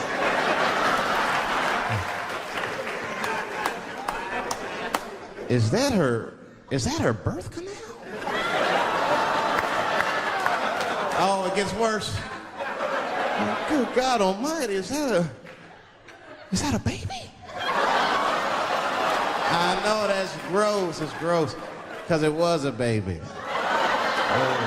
It was the same baby from the project. She's like, "I snuck in the club, nigga. I got that weed if you need me. Just pat on the ass, and I'll come out." I Googled the dictionary definition of a feminist just to make sure I was talking about the right thing. And do you know, sir, what the dictionary definition of a feminist is? I didn't either. Listen to this. Webster's defines a feminist as a human being, not a woman, a human being that believes in equal rights for women. I was shocked that that's what that meant. Because by that definition, I would consider myself a feminist. And I didn't even know that at the time.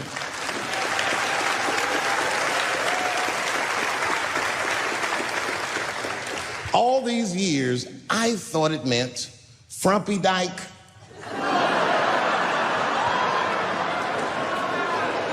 Well, that's who's always talking to me, some chick in overalls. Men are trying to rape us. Ah, not you, bitch. We please.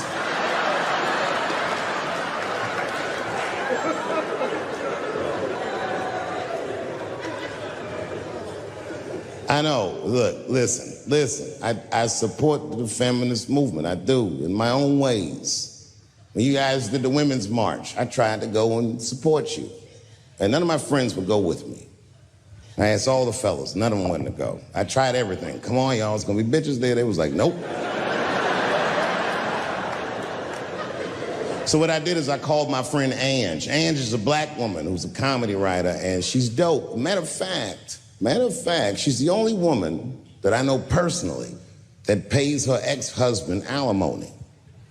And she sounds just like a man when she does it. Fuck that broke motherfucker and all that. She says all that shit.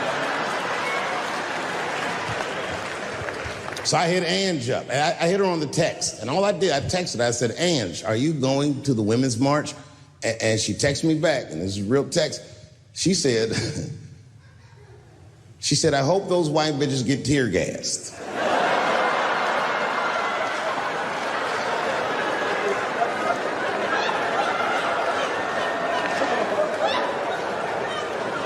There's a problem in that feminist movement, isn't there? From its inception in America, there's always been a racial component. When Susan B. Anthony was having that meeting and Sojourner Truth's black ass showed up, read your history books. All them white women asked Sojourner Truth not to speak. They didn't want to conflate the issues of women's rights and slavery. But you know how black bitches are. Sojourner Truth went up there anyway.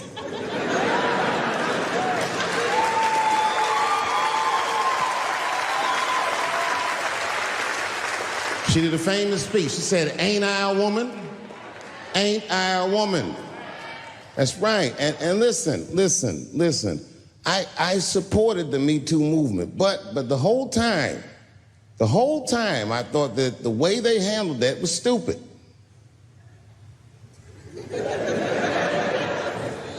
It was white. It was like,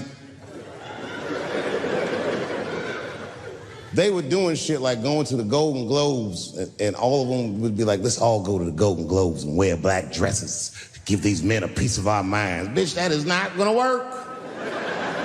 You think Martin Luther King's gonna be like, I want everybody to keep riding the bus, but wear matching outfits? You gotta get off the bus and walk. It's real talk. Real talk, that was a silly movement. I want everybody to wear a crocheted pussy hat so they know we're serious. What the fuck was y'all doing? And then I said something about it in one of my specials, and all these women actresses came after me. I said, man, fuck y'all too, you canceled. I ain't jerking off to none of your pictures again.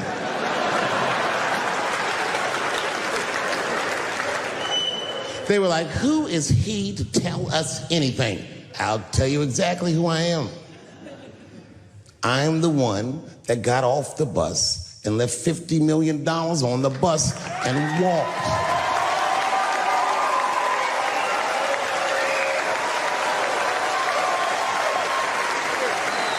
I agreed with these women. I just didn't agree with what they were doing about it. Right. No, it was annoying as fuck. Because if these women were serious, you know what they would have done? They all would have fired their agents. And they would have went to the mailroom of one of these big agencies and found a woman that was busting her hump in there and said, if you want to talk to us, then you have to talk to her. And if they did that, then she would be big and they would be big and nobody would get fed to Harvey Weinstein. But did they do that? No. Was that their idea? No. Surprisingly, it was mine. And what I think the feminist movement needs to be very successful is a male leader.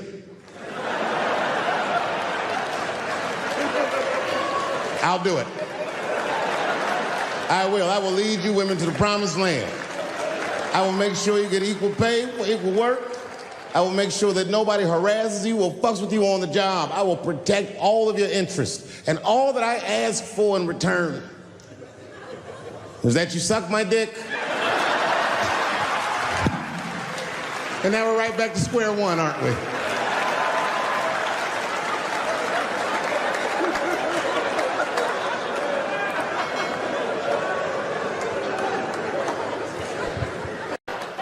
But motherfuckers are just taking it too far. I don't know why or how everybody got this goddamn sensitive. You know who hates me the most? The transgender community. Yeah, these motherfuckers. I mean, I didn't realize how bad it was. These motherfuckers, I was really mad about that last Netflix special.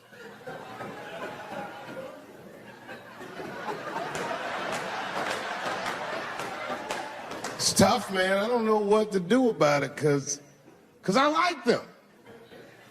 I always have. Never had a problem with them. You know, just fucking around. As a matter of fact, I think I make fun of everybody, and I mean, as a group of people, they have to admit it's kind of fucking hilarious, man. I'm sorry, bro. It's like, I've never seen somebody in such a hilarious predicament not have a sense of humor about it. They're born feeling like there's something other than they're born as, and that's kind of funny, you know? I mean, it's funny if it's not happening to you. It's like that white black bitch that's in the news all the time. Rachel Dolezal. She always says that. She's a white woman, but then she dressed up like a nigga and shot her way up to the very top of blackness. And I always wanted to meet her just so I could understand. I just wanted to like have dinner with her so I could just look in her eyes and call her a nigger to her face. The fuck is that bitch talking about? I identify black. That is trans talk, ladies. Stop biting. Stop biting.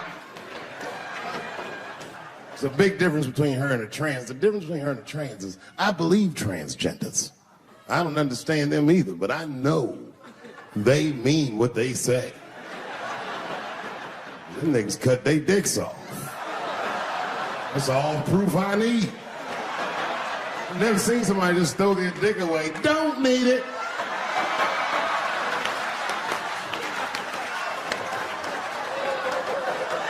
I don't understand, but I believe you and I support your decision, motherfucker. How far is Rachel willing to go? What is Rachel willing to do so that we blacks can believe that she believes she's actually one of us? Bitch, are you willing to put a lien on your house so that you can invest in a mixtape that probably won't work out?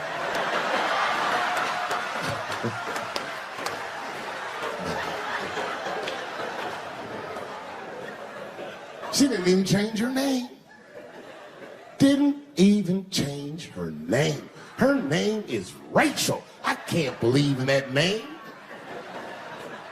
If you want my support, you're gonna have to change your name to the blackest shit I've ever heard. But you're gonna have to change your name to Draymond Green. I don't know a blacker name than that. That shit is black on paper. If you type Draymond Green in the Airbnb, that shit will log off automatic.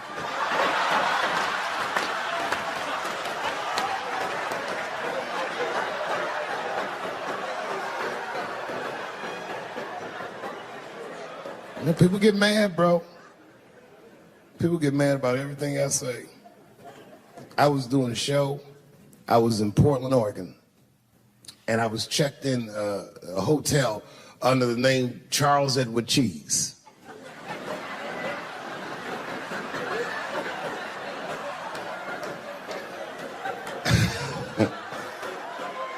I came back to my room late at night,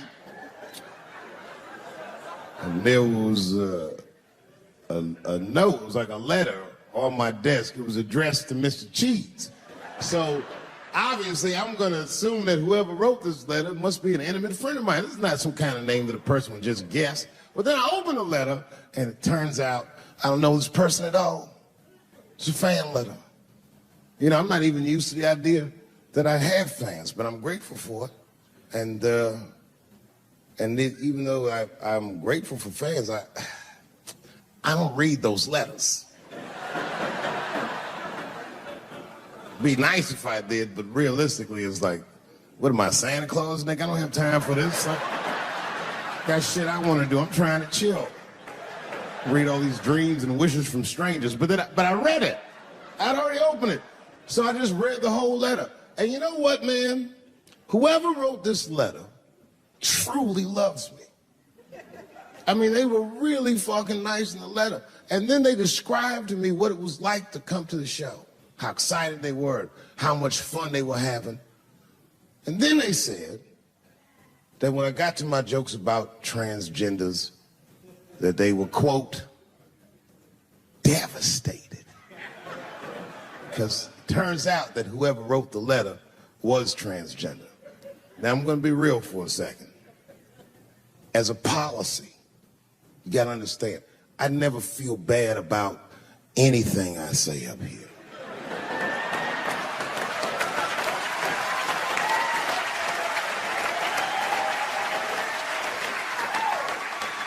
And I would never admit this to you if I hadn't locked your phones up.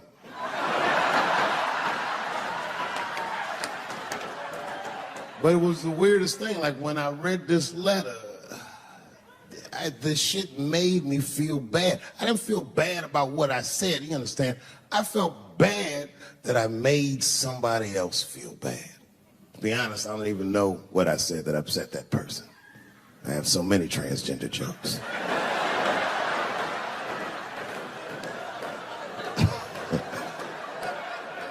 But I feel like it was probably this joke I'm about to tell you right now. And it's not even that bad of a joke. It's a true joke. I mean, it's not true, but I had read in the paper that Caitlyn Jenner was contemplating posing nude in an upcoming issue of Sports Illustrated. And I know it's not politically correct to say these things, so I just figured, fuck it, I'll say it for everybody else. Yuck.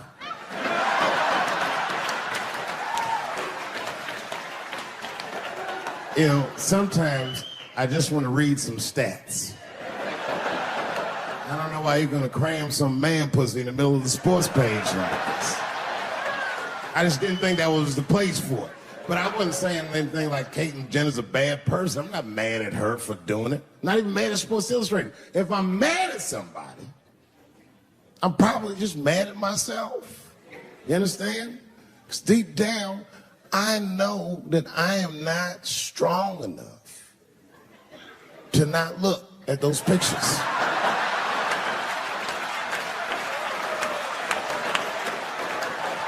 And I don't think I'm ready to see what she's trying to show me.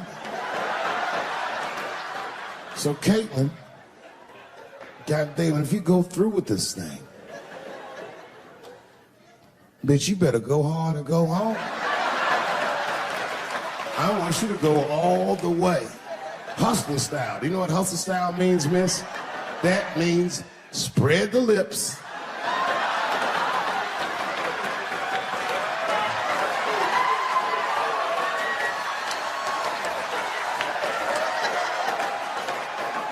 How she spreads her lips and there's an itty bitty dick inside. Ah! The show is behind the curtains.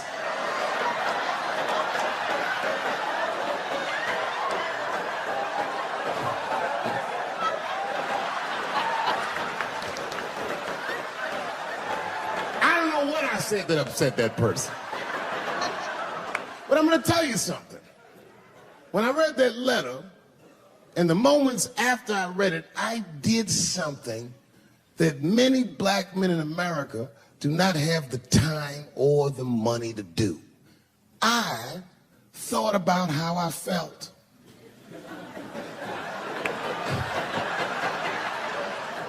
Asked myself a very basic question that I don't think I ever directly contemplated. I said, man, Dave, if you're writing all these jokes, do you have a problem with transgender people?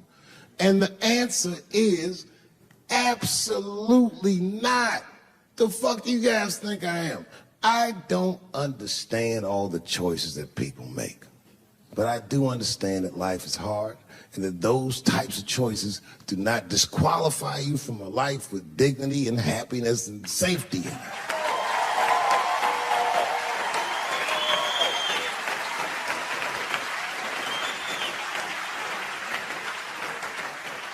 But if I'm honest,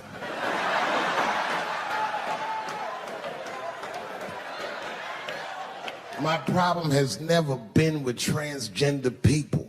My problem has always been with the dialogue about transgender people. I just feel like these things should not be discussed in front of the blacks.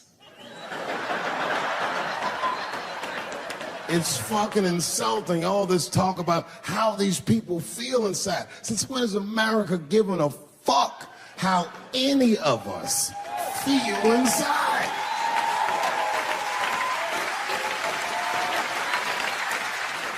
And I cannot shake this awful suspicion that the only reason everybody is talking about transgenders is because white men want to do it. That's right. I just said that. If it was just women that felt that way, or black dudes and Mexican dudes being like, hey, y'all, we feel like girls inside, they'd be like, shut up, nigger, no one asked you how you felt. Come on, everybody, we have strawberries to pick. It reeks of white privilege. You never asked yourself why it was easier for Bruce Jenner to change his gender than it was for Cassius Clay to change his fucking name?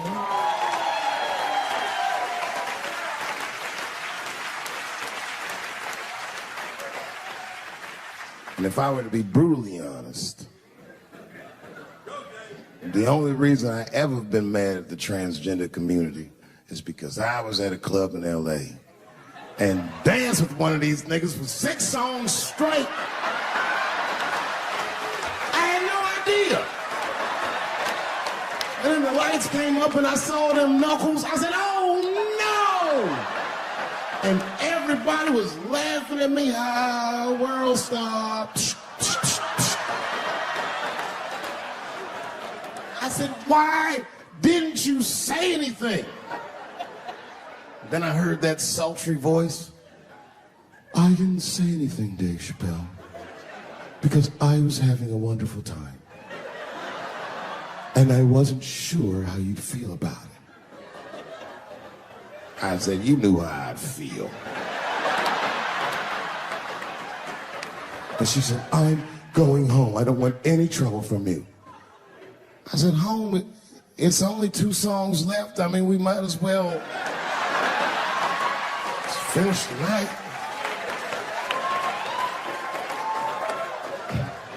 And we ended up having breakfast together. Oh, grow up, that doesn't make me gay. I just titty fucked her. His titties are as real as any titties in their life. It's 2 o'clock in the morning, I was just borrowing a little friction from a stranger. Whoops!